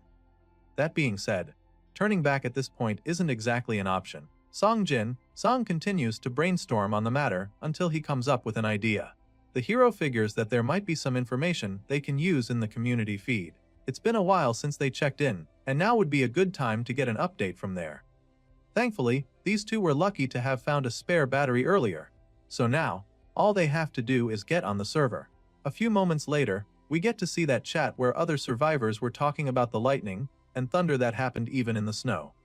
Well, it turns out that this mysterious lightning was only seen in Gangbuk, while the people in Suwon experienced relatively normal snowy weather. After reading through a few messages, Song is a little disappointed because he doesn't feel like any of this helps them at all. As for the lady, she is just surprised to see that some places are getting hail too. The MC is taken aback by this, so he curiously reads the rest of the conversation. On the chat, someone asks if it's true that there is a shelter in Yeongjongdo, claiming that he ran into some survivors who were heading there, because there's allegedly a huge shelter there. However, the others don't seem to believe that it's possible since the government has already collapsed. Still, those who are already heading there claim to have seen the message of a large shelter scribbled on a sign. Seeing this, our boy and his partner are pretty shocked. Anyway, the argument on the chat goes on, with someone warning others not to go to that place. They claim that it's actually a cult, and that they escaped from there. Unfortunately, some other survivors don't believe the story, so they call it BS, insisting that people can't just change that fast to start a cult all of a sudden, when it's only been like a month since the apocalypse started. At this point, the one claiming to have escaped the cult just stops trying to convince the one doubting. The person continues talking about the supposed shelter, revealing that they're giving clothes and food to strangers for free, though the world government has collapsed. As far as this person is concerned, the people running that place aren't doing it out of goodwill, insisting that they are gathering people for a reason. After reading all of this, the two travelers can't help but feel conflicted about the whole thing. Seon admits that she's kind of creeped out by the shelter thing, but asks the assistant manager what he thinks. Well, of course the MC has his suspicions too. It has only been 3 weeks, and yet this group has already built a shelter that can house people and supply them steadily. Our guy suddenly remembers that Deputy Yoon Hyok Jae said in a message that he was heading toward the west coast. With this in mind, he feels that they'd probably be able to get more information if they could reach the man. However, for the meantime, Song decides that they just rule this shelter place out of their options since they don't know enough. Once again, I is on the same page with him, feeling that it's best if they stay away from the creepy shelter. The MC confirms that those are all the messages on the community feed, so he's a little disappointed that there's no new info about that motorcycle. So, he decides to come up with a new plan. Song decides that they stick to their original idea, which was to head for the logistics warehouse. They make their way back out onto the freezing streets, but agree to stop or turn back if they run into a zombie horde or anything risky on the way.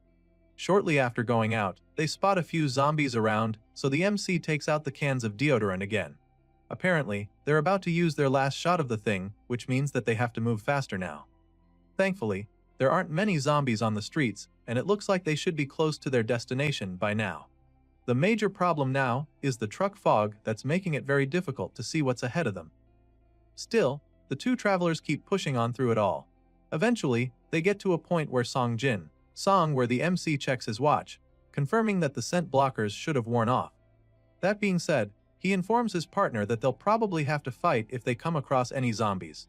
Besides that, they should also have reached their destination, so they look around the area in search of the warehouse. While struggling to see through the thick fog, suddenly spots something in the distance. Sure enough, it's the warehouse they came looking for. It's way bigger than our guy expected, which is a good thing because it means that they shouldn't have to worry about supplies here. With this excitement, rushes to the door and tries to burst in, but after pulling on it a couple times, it still doesn't budge, which leaves her pretty confused. From what she remembers, this place used to be open all the time, so she doesn't get why it's locked now. As for our guy, he just starts brainstorming again. Just then, notices that there are barbed wires on the walls, which also wasn't the case the last time she was here. But that was a few months ago. Seeing that the front entrance isn't exactly going to work for them, the office worker suggests that they look around and search for a way into the place. The both of them start going round the place, and that's when the sharp-eyed lady spots something that just might work. It's a breach in the barbed wires on the fence, so she feels that they will be able to get in through it. She immediately prepares to climb up the wall, but the office worker stops her, because he feels that it's too dangerous. They don't even know what's on the other side yet, and he also finds it suspicious that this little gap is the only weak spot. It looks like an intentional breach to him, but doesn't think they have any other options besides this. Despite being worried, the MC can't deny this fact. On top of that, their scent blockers have worn off, and they don't have any food either. Continues to give him reasons why they have to go in through the gap until he changes his mind. Still, he tells her to be careful once she's inside, concluding that they'll probably have to fight. Once they're finally on the same page, our guy crouches down to give her a boost. The athletic girl runs up and floats up to the top of the fence in a flash. She takes a moment to scan the surroundings and concludes that there's no one around. So, she jumps down into the warehouse, feeling very excited to finally be in, but before she can even take another step, someone pulls a gun on her head from behind. This guy must have hidden really well for not to have seen him because he practically emerges from the shadows and orders her to put her hands up. At this point, the girl just freezes in horror because she's in a real pickle. That's it for this episode. Until next time.